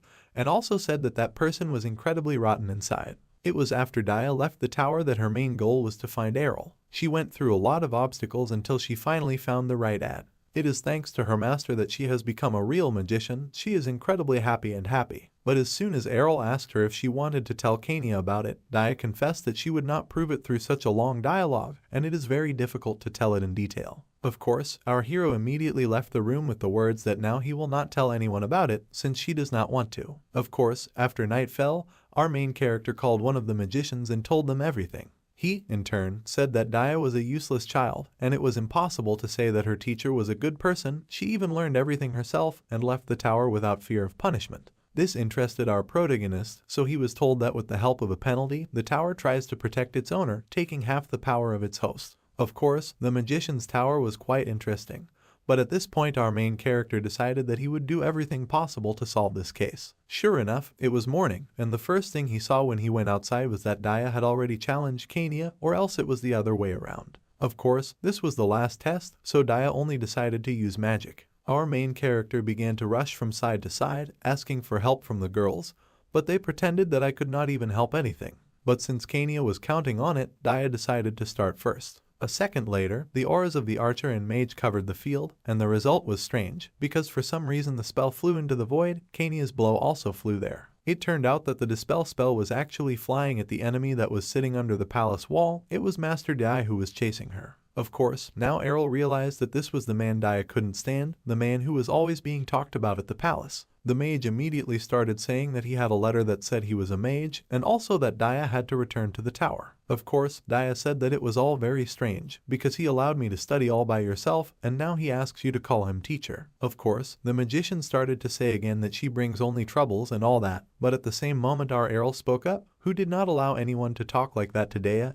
especially in front of him. Of course, the mage immediately grabbed Dia's hand and said that even the lord of these lands has no manners, and that she will be punished. But as soon as that was said, our protagonist knocked the magician's hand away from his personal magician and said that she had already signed a personal contract with him. The mage was obviously shocked by this information, since she had no right to become a mage at all without the tower's permission. This was all very annoying for our main character, so he said that this was the reason why he had asked permission from the tower much earlier, and in general it was necessary to get out of his kingdom before it got even worse. Sure enough, the mage immediately threw strange orbs on the floor, from which his golems emerged. He said that now Dia will definitely return to him, and the magic tower will protect him in case of anything. Our protagonist continued scratching his ear, so in a second he immediately asked to deal with all the golems and teach a lesson to such a person. The mage thought that the golem behind Errol was going to deal with him, but that golem was immediately destroyed by Dia's magic. She of course went after her old mage teacher and imprisoned him in a tornado. The mage realized that he wasn't getting anywhere. So in a second, I used the emergency teleport scroll. As soon as it was over, the girls were furious that they had missed such a but our Errol asked them not to worry. Dia started apologizing, of course, as she apologized for the inconvenience, but the master said that it was fine because they had noticed a person like Master earlier, so they decided to let Dia show off. Immediately, Kania became incredibly kind and immediately went to support her new colleague. The mage, in turn, was in the snowy forest, still unable to accept the fact that Dia had left him. But at that moment, he noticed someone on the branch. He fired magic at him, but it didn't hit. It was our hero who decided to catch up with the magician on his own and punish him by simply firing a projectile of fire at him, which accurately punished the magician. Of course, after this incident, everything went back to normal. Dia continued to serve our main character, even though Kania still forbade the evil use of magic in this way. Of course, Dia still couldn't believe that she wasn't causing problems. But immediately Errol said that there was no problem with this, to which Dia only said that everything would be fine now, because she would serve faithfully. Never would our character think that he would be respected by a magician. Outside, the weather was great, so much so that Errol wanted to use magic to learn how to use it. His magic was so strong that it almost burned the entire forest. Sure enough, he was looking deep into the forest, and then he decided it was time to start. Of course, he remembered his childhood, he remembered how many people looked at him, but the queen still can't let go of him. She even now started acting against his mother, so now is the time to start her plan. The first thing he did was set up a barrier, fly around the queen's house, and then decided that it was time to launch fireballs at their house. The whole house was incredibly scared of everything, but our Errol, he had fun to the fullest. He continued to fly under the magic of invisibility as well as stunning. He even decided to mock everyone and go to the treasury. By that time, while he was having fun, the king was given a letter containing the lyrics of the song that our main character left for the queen. Of course, she was just shocked. She fell to the floor because did the king really get hurt? But she was immediately told that everything was fine. The next day, the king immediately summoned all the mages of the kingdom, who discussed that the attack was a level 6 mage and all the other nobles were sick. Of course, the queen knew that she would be the next one to be hit, which she knew perfectly well. Everyone found out about these actions, including the guards of our hero, but he was even glad. He said that just a certain robber attacked people who were disgusting to him. Of course, he began to focus on this. He only went further into his territories, where he noticed that the houses created with the help of magic allow you to grow rye, that now they do not have to worry about food. The inhabitants were incredibly happy with all this. They cried with happiness, because they would never have thought that they would be able to grow something on such cold lands. Our Errol said that this is a credit to all his mages who work hard every day. He even thought that everything would be fine if it continued like this. 50 years ago, there were 3 main kingdoms. Among them was the Demul Kingdom Demul, which had a much smaller influence among the other 2, but they were strong in turning the 2 other sovereigns against each other. It was at their banquet that we got. There was a lord, as well as another person who had brought a certain elixir with him. It is the elixir, taking which hair appears. Of course, the man gave the lord this elixir for nothing, but he hinted a little that his son would become a minister next year. The lord understood what the man was implying, of course, and we, in turn, understand that this particular kingdom is known for its products. Of course, after 50 years at this rate, this kingdom is falling apart. The king is very saddened by the fact that in 5 years the entire economy will be broken. This particular gap was created by the very boy named Errol. But is there really no way to close this gap between the realms? Of course, the king's right-hand man made it clear that they didn't have time to think. They had to decide what they needed to do right away. They just needed to join forces, not fight. Of course, after that, the kingdom sent out 3 letters inviting people to join the alliance. The first was Duke Merman, the second Duke Merlin. Just then, they were all sitting at the table, but no one else came. Of course, the right hand of the king made it clear that they could start without him, so at the same time, the discussion began, how can they even defeat such a strong kingdom? But the king's right-hand man only said that they would be able to defeat such a strong kingdom if they worked together, that if they attacked together, the other kingdom would simply not be able to develop. He was absolutely sure that some 14-year-old boy would not be able to do anything against them, that they would be able to deal with him. Of course, the first duke was happy with this offer, and the second duke was also ready, so the king's right hand immediately began to suffer his hands. At this moment in Indonesia, the king knew that he had a bad feeling about all sorts of contracts, so he decided to prepare for the worst, because they now have enough resources to resist such enemies, and immediately asked to send a letter to all their lands. Of course, the letter came to our protagonist, who realized that most likely he overdid it, that he should not have shown all his abilities. Dia noticed that her master was not in a good mood, but he only replied that he needed to meet Kania. Of course, it was the king's right hand that made it clear to everyone that the only easy target would be our main character, because he was just a kid. It was they who exposed him as the most evil being, which does not allow them to live. Kania, in turn, also talked about how it would be possible to attack your enemies first, but then they would give themselves away. Of course, Errol thought it might happen, but it certainly wouldn't happen anytime soon. He knew that a lot of people might die, but what was his sister going to do? Our protagonist only thought that it would be good to return to the palace, because there the father is also very concerned about this situation, and the status of a princess is more important than the status of a knight. But as soon as these words were uttered, Kania only replied that she did not think that this was all so. Then our main character just said that this is not a joke, she can actually recover on the battlefield. But Kania just smiled and said that it was for this reason that she swore loyalty to our main protagonist, because if this is her decision, then of course he will inform everyone about it to his father, who can't even do anything about it. Later, we see that the female knights continue to drink. They realize that they will probably have to fight soon. But why Ashados and Asha want to go home? Because her wrestler entered the academy this year. Of course, Asha said he'd figure it out for himself, so there's nothing wrong with that. They don't even know what might happen. As soon as they finished their glasses, they asked Diyu to pour them more, but she, like a real magician, made all the contents of the bottle disappear with her mouth. Of course, Errol didn't waste any time. He was fully prepared for the war. He understood that if something went wrong, he would have to spend his birthday on the battlefield, so as a past professional in this business, he needed to approach very responsibly. He understood that the only reason he had to fight was because he needed to live an easy life, but how could his city survive at all? Of course, by then, he'd gone straight to his guest, the dwarf, who wasn't exactly happy to see him. Of course, he asked at this point, what does our character require this time? But he only said that this time he needed a special request. As soon as the request was given, the dwarf lost his temper, because how would he even need to prepare 20,000 sets of armor? As soon as Errol ran out with the thought that one day he would definitely end his life after being hit by a hammer, then his next place to go was of course the slaver, who this time owed our hero as many as 50,000 people. That's how this video ends. If you have sat through to the end, please don't forget to press the subscribe button and leave feedback. See you in the next video.